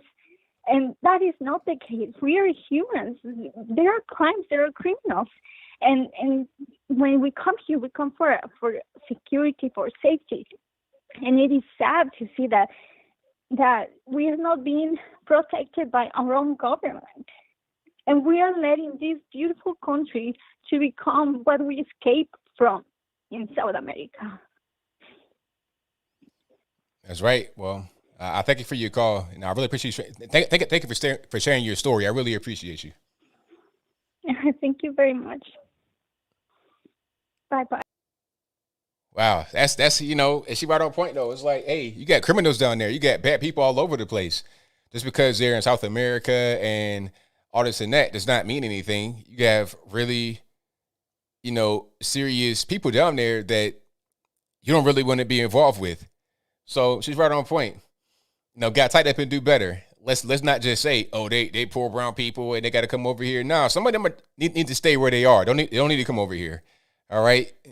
You have to go back. As a matter of fact, don't come to begin with. All right. So shout out to everybody for being here. I appreciate you guys. Thank you for joining. You guys are the best audience anywhere on the internet. I would normally read super chats, but for some reason they vanished. I don't have them right here.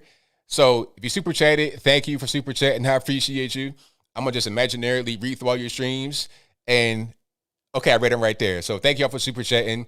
Shout out to everybody for watching. Shout out to everybody for liking the video, sharing the video, subscribing to the channel. We're almost at 800,000. I think I was stuck at like 780, 750, 785 or something like that. But they went ahead and let it just break on through. So I'm getting towards 800,000. And the goal is 1 million. If I can really just, hit a stride, I should be able to go to 1 million. So I think I'll be able to get there at one point. All right. So I'll be back again live on, when will I be back live? I'll be back live again on Saturday, of course, at 8 p.m. Eastern. I got two super chats right there that I just saw.